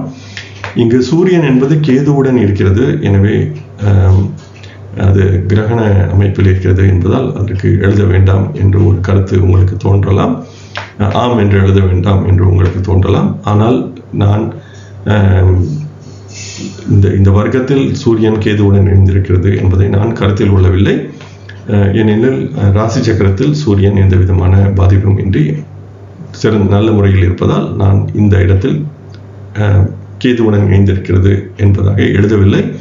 ஆனால் இது ஒரு ஆராய்ச்சிக்குரிய ஒரு கருத்து. எனவே உங்களுக்கு விருப்பம் இருந்தால் கேதுவுடன் இணைந்திருப்பதால் சூரியனுக்கு எதிராக இங்கு நீங்கள் ஆம் என்று எழுத தேவையில்லை. எனவே இது நீங்கள் கணக்கிட்டு பார்த்து அனுபவத்தில் சரியாக இருக்கிறதா இல்லையா என்பதை பார்த்து கொள்ளலாம். அடுத்ததாக பிம்சாம்சம் என்ற D20 என்பதை பார்ப்போம். லக்னம் இருப்பது மகரத்தில் லக்னாதிபதி சனி 3 ராசிகள் தள்ளி இருக்கிறது. எனவே மீனத்திலிருந்து மீண்டும் 3 என்ன ரிஷபம் என்பது ஆருட லக்னமாக வரும். இது லக்னமோ அதன் 7ஆம் ராசியாகவோ இல்லை என்பதால் நாம் ரிஷபத்தை ஆருட லக்னமாக எடுத்துக்கொள்ள முடியும். எனவே ரிஷபம் அதன் மற்ற கேந்திர ராசிகள் அனைத்தும் ஆருட லக்ன கேந்திரங்களாக அமையும். இப்பொழுது சூரியன் மீனத்தில் இருப்பதால் இந்த 2 விதிகளும் பொருந்தாது. சந்திரன் ஆருட லக்ன கேந்திரத்தில் இருக்கிறது. செவ்வாய் புதனிற்கும் 2 விதிகளும் பொருந்தாது. குரு ஆட்சியாக மன்னிக்கவும், குரு ஆருட லக்ன கேந்திரத்தில் இருக்கிறது. மற்றபடி சுக்கிரன் சனி ராகு கேது என்பதற்கு இந்த விதிகள் 2ம் பொருந்தாது. அடுத்து D24 என்ற சித்தாம்சத்தை பார்ப்போம். லக்னம் இருப்பது தனுசில், குரு 10 ராசிகள் தள்ளி இருக்கிறது கன்னியில். எனவே நாம் குருவிலிருந்து மீண்டும் 10 எண்ண வேண்டும். அப்பொழுது மிதுனம் என்பது ஆருட லக்னமாக வரும். ஆனால் மிதுனத்தை நாம் ஆருட லக்னமாக எடுத்துக்கொள்ள முடியாது, ஏனெனில் லக்னத்தின் 7ஆம் ராசி ஆருட லக்னமாக வர முடியாது. எனவே நாம் மிதுனத்திலிருந்து மீண்டும் 10 ராசிகள் என்ன மீனம் என்பது ஆருட லக்னமாக அமையும். எனவே மீனம் அதன் கேந்திர ராசிகள் என்ற விதத்தில் நாம் இந்த ஆருட லக்ன கேந்திரங்களை அமைத்துக் கொள்ள முடியும் சித்தாம்சத்தில். இப்பொழுது சித்தாம்சத்தில் சூரியன் ஆருட லக்னத்தில் இருக்கிறது. எனவே அதற்கு எதிராக ஆம் என்று எழுத முடியும். சந்திரனுக்கு 2 விதிகளும் பொருந்தாது. எனவே சந்திரனை விட்டுவிடலாம். இப்பொழுது செவ்வாய் ஆட்சியாக இருக்கிறது. எனவே செவ்வாய்க்கு எதிராக ஆம் என்று எழுத முடியும். புதன் ஆருட லக்ன கேந்திரத்தில் இருக்கிறது. எனவே அதற்கும் ஆம் என்று எழுத முடியும். குரு ஆருட லக்ன கேந்திரத்தில் இருக்கிறது. எனவே அதற்கும் ஆம் என்று எழுத முடியும். சுக்கிரன் இருப்பது மேஷத்தில். எனவே இந்த 2 விதிகளும் பொருந்தாது. எனவே சுக்கிரனை விட்டுவிடலாம். அடுத்து சனி ஆருட லக்ன கேந்திரத்தில் இருக்கிறது. எனவே சனிக்கு எதிராக ஆம் என்று எழுத முடியும். ராகுவிற்கு இந்த 2 விதிகளும் பொருந்தாது. எனவே இது விட்டுவிடலாம். ஆனால் கேது இருப்பது ஆட்சியாக இருக்கிறது. ராகு நீசமாக இருக்கிறது என்பதும் ஒரு காரணம். ஆனால் கேது என்பது விருச்சிகத்தில் கேது ஆட்சி என்று பராசரர் சொல்கிறார். எனவே கேதுவிற்கு எதிராக நாம் ஆம் என்று எழுதிக் கொள்ள முடியும். இவ்விதமாக நாம் இந்த D24 என்ற வர்க்கத்தை கணக்கிட முடியும். அடுத்ததாக D27 என்ற நட்சத்திராம்சத்தை பார்ப்போம். பாம்சம் என்ற நட்சத்திராம்சத்தை பார்ப்போம். லக்னம் இருப்பது துலாம். லக்னாதிபதி சுக்கிரன் அங்கிருந்து 10 ராசிகள் தள்ளி இருக்கிறது. எனவே நாம் சுக்கிரனிலிருந்து மீண்டும் 10 எண்ண வேண்டும். அப்படி சுக்கிரனிலிருந்து 10 எண்ணும் பொழுது மேஷம் என்பது 10ஆம் ராசியாக வரும். ஆனால் மேஷத்தை நாம் ஆருட லக்னமாக எடுத்துக்கொள்ள முடியாது, ஏனெனில் அது 7ஆம் ராசியாக இருக்கிறது, லக்னத்தின் 7ஆம் ராசியாக இருக்கிறது. எனவே நாம் மேஷத்திலிருந்து மீண்டும் 10 எண்ண மகரம் என்பது ஆருட லக்னமாக வரும். எனவே மகரத்தை ஆருட லக்னமாக கொண்டு சரராசிகள் அனைத்தும் கேந்திர ராசிகளாக இருக்கும். இதில் சூரியன் ஆருட லக்னத்தில் இருக்கிறது. எனவே ஆம் என்று எழுதிக் கொள்ளலாம்.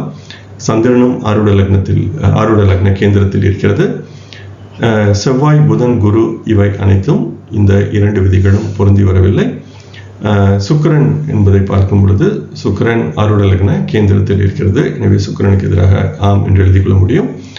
தொடர்ந்து சனி மற்றும் சனி இருப்பது ஆருட லக்ன கேந்திரத்தில் இருக்கிறது. எனவே சனிக்கு எதிராக நாம் ஆம் என்று எழுத முடியும். தொடர்ந்து ராகு மற்றும் கேதுவிற்கு இந்த 2 விதமான விதிகளின் அடிப்படையில் எந்த விதமான பலமும் இல்லை. தொடர்ந்து நாம் இப்பொழுது காவேதாம்சம் என்பதை பார்ப்போம். இப்பொழுது காவேதாம்சம் என்ற D40யில் லக்னம் இருப்பது மிதுனத்தில் லக்னாதிபதி புதன் 6 ராசிகள் தள்ளி இருக்கிறது. எனவே நாம் புதனிலிருந்து 6 ராசிகள் செல்ல மேஷம் என்பது ஆரோட லக்னமாக வரும். மேஷம் லக்னமாகவோ 7ஆம் ராசியாகவோ இல்லை என்பதால் மேஷத்தை நாம் ஆரோட லக்னமாக எடுத்துக்கொள்ள முடியும்.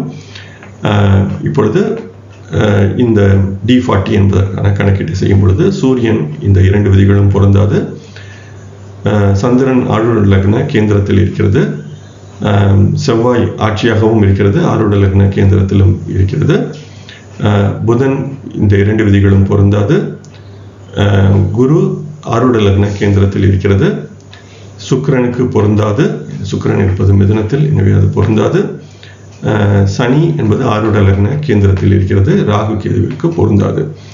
இந்த விதமாக இந்த D40 என்பதற்கான கணக்கீட்டை செய்து கொள்ள முடியும். அடுத்த அக்ஷவேதாம்சம் என்ற D45 என்பதை பார்ப்போம். இப்பொழுது அக்ஷவேதாம்சத்தில் லக்னம் இருப்பது மிதுனம், லக்னாதிபதி புதன் 2ஆம் இடத்தில் இருக்கிறது. எனவே புதனிலிருந்து 2 என்ன சிம்மம் என்பது ஆரோட லக்னமாக வரும். இது 1 மற்றும் 7ஆம் ராசியாக இல்லை என்பதால் சிம்மத்தையே நாம் ஆரோட லக்னமாக எடுத்துக்கொள்ள முடியும். இப்பொழுது சூரியன் ஆரோட லக்ன கேந்திரத்தில் இருக்கிறது, எனவே ஆம் என்று எழுத முடியும். சந்திரன் இந்த 2 விதிகளும் பொருந்தவில்லை, மீனத்தில் இருப்பதால். செவ்வாய் ஆரோட லக்ன கேந்திரத்தில் இருக்கிறது, ஆட்சியாகவும் இருக்கிறது. புதன் இருப்பது கடகத்தில், இந்த 2 விதிகளும் பொருந்தாது. குரு ஆரோட லக்ன கேந்திரத்தில் இருக்கிறது, எனவே ஆம். மற்றபடி சுக்கிரன் சனி ராகு கேது என்பதற்கு இந்த 2 விதிகளும் பொருந்தவில்லை என்பதால் அதை இல்லை என்பதாக எழுதி கொள்ள முடியும். இப்பொழுது நாம் கிடைமட்டமாக ஒவ்வொரு கிரகமாக கூட்டிக் கொண்டு வரும்பொழுது சூரியன் 5 புள்ளிகள் பெற்றிருக்கிறது, சந்திரன் 7, செவ்வாய் 5, புதன் 2, குரு 9, சுக்கிரன் 6, சனி 10, ராகு மற்றும் கேது 2 மற்றும் 3 என்ற அமைப்பை பெற்றிருக்கிறது. இந்த சோடச வர்க்கத்துக்கு பராசரர் பேதகம் முதலான பெயர்களை தந்திருக்கிறார். எனவே பேதகம், குசுமா என்ற விதமாக பராசரர் இந்த பெயர்களை தந்திருக்கிறார். எனவே அவற்றிற்கான அந்த பெயர்களையும் நாம் தேடி எழுதி கொள்ள முடியும். இந்த சோடச வர்க்கத்திலும் சனி 16க்கு 10 மதிப்பெண்கள் பெற்று மிகுந்த வலிமையான அமைப்பில் இருக்கிறது. அதுவே குரு 9 மதிப்பெண்கள் பெற்றும், சந்திரன் 7 மதிப்பெண்கள் பெற்றும் அதே போல சிறப்பான அமைப்பில் இருக்கிறது என்ற விதத்தில் இந்த கிரகங்கள் மிகவும் வலிமையாக இந்த வர்க்கங்களில் அமைந்திருக்கிறது என்ற விதமாக நாம் புரிந்து கொள்ளலாம். இந்த விதமாக இந்த ஷட்வர்க்கம், சப்தவர்க்கம், தசவர்க்கம் மற்றும் சோடச வர்க்கம் என்ற வர்க்க பலங்களை எப்படி கணக்கிடுவது என்று பராசரர் இந்த அத்தியாயத்தில் சொல்லி முடித்திருக்கிறார். எனவே ஒவ்வொரு ஜாதகத்திலும் இந்த வர்க்கங்களில் இந்த கிரகங்கள் எப்படி பலமாக அமைந்திருக்கிறதா இல்லையா என்பதை ஒரு கணக்கிட்டு பார்த்து வர்க்கங்களில் கிரகங்கள் சிறப்பாக அமைந்திருந்தால் அவை நல்ல பலன்களை தருவதற்கு வாய்ப்பு இருக்கிறது என்ற விதமாகவும் ஒருமுறை நாம் இந்த வர்க்க பலத்தை கணக்கிட்டுக் கொள்வது இன்றியமையாதது. ஆனால் ஜெகநாத ஹோரா இதில் இந்த ஆரூட லக்ன கேந்திரம் என்பதை கணக்கில் கொள்ளவில்லை. எனவே நாம் நேரடியாக இந்த மென்பொருளில் சென்று பார்த்தால் மட்டும் போதாது. எனவே சற்றே கூடுதலாக கணிதம் என்பது தேவைப்படும். ஆனாலும் நீங்கள் இந்த 2ஆம் விதியை கணக்கில் கொள்ளாமல் முதல் விதியை மட்டுமே கணக்கில் கொள்ள வேண்டும் என்றால் ஜெகநாத ஹோரா இந்த கணக்கீட்டை தருகிறது. ஆனால் அது முழுமையாக இல்லை என்பது என்னுடைய வருத்தம். ஏனெனில் இதை நாம் ஒவ்வொரு ஜாதகத்திற்கும் கணக்கிட்டு பார்ப்பது என்பது சற்றே கடினமான ஒன்றாகும். ஆனால் முழுமையாக ஒரு ஜாதகத்தை பற்றி ஆராய வேண்டும் என்று யாருக்கேனும் ஆர்வம் இருந்தால் அவர்கள் இந்த வர்க்க பலத்தையும் கணக்கிட்டுக் கொள்வது இன்றியமையாதது. நீங்கள் பார்த்து ஒரு அட்டவணையில் விரைவாக எழுதி கொள்ள முடியும். ஏனெனில் ஜெகநாத ஹோரா ஆரூட லக்னம் என்பதை தருகிறது. எனவே நாம் இந்த ஒரு அட்டவணையை தயார் செய்து கொண்டு விட்டால் ஜெகநாத ஹோராவை பார்த்து விரைவாக எழுதி கொள்வது என்பது மிகவும் எளிமையாக செய்துவிட முடியும். ஆனால் நேரடியாக அந்த சாஃப்ட்வேர் என்பது இதை தருவது இல்லை. ஆனால் இந்த வர்க்க பலம் என்பது ஒவ்வொரு கிரகமும் ஒவ்வொரு வர்க்கங்களில் எவ்விதம் இருக்கிறது என்பதை தெளிவாக சொல்வதால் இதை பற்றிய ஒரு முழுமையான ஆராய்ச்சி என்பது இன்றியமையாதது. அதே போல பராசரர் அவஸ்தா போன்ற நிலைகளையும் கணக்கில் எடுக்க சொல்கிறார். அதை பற்றி பின்வரும் அத்தியாயங்களில் நாம் பார்க்கும் பொழுது அதையும் கணக்கில் கொண்டு இந்த வர்க்க பலத்தை மேலும் நாம் துல்லியமாக்கிக் கொள்ள முடியும். இப்போதைக்கு அது மிக நீண்ட பதிவாக போய்விடும் என்பதால் அதை பற்றி இங்கு பேசவில்லை. பிறகு ஒரு முறை வாய்ப்பு கிடைக்கும் பொழுது அதை பற்றியும் நாம் ஆராய முடியும். இதைத் தொடர்ந்து அடுத்த அத்தியாயத்திலும் பராசரர் இந்த வர்க்கங்களை எப்படி பயன்படுத்துவது என்பதையே விளக்கப் போகிறார். பல்வேறு விதமாக இந்த வர்க்கங்களை பற்றிய தொகுப்பு பயன்பாடுகளை பராசரர் சொல்லப் போகிறார். எனவே பராசரர் நான் சொன்னதுபடி தொகுப்பு பயன்பாடுகளை சொல்கிறார். அதே போல தனித்தனியாக எந்த விதமாக இருந்தால் எந்த பலன் என்பதை பல்வேறு அத்தியாயங்களை தொடர்ந்து பேசி வருகிறார். எனவே அடுத்த அத்தியாயத்தில் மீண்டும் ஒரு தொகுப்பு பயன்பாட்டையை நாம் இந்த வர்க்கங்களுக்காக பார்க்க போகிறோம். வாருங்கள், அடுத்த அத்தியாயத்தில் மீண்டும் சந்திப்போம். என்னுடன் இணைந்து நீங்கள் அனைவரும் இந்த பிருகத் பராசர ஹோர சாஸ்திரத்தை கற்கும் முயற்சியில் இணைந்து பயணித்து வருவதற்கு மிக்க நன்றி. வாருங்கள், தொடர்ந்து பயணிப்போம். நன்றி, வணக்கம்.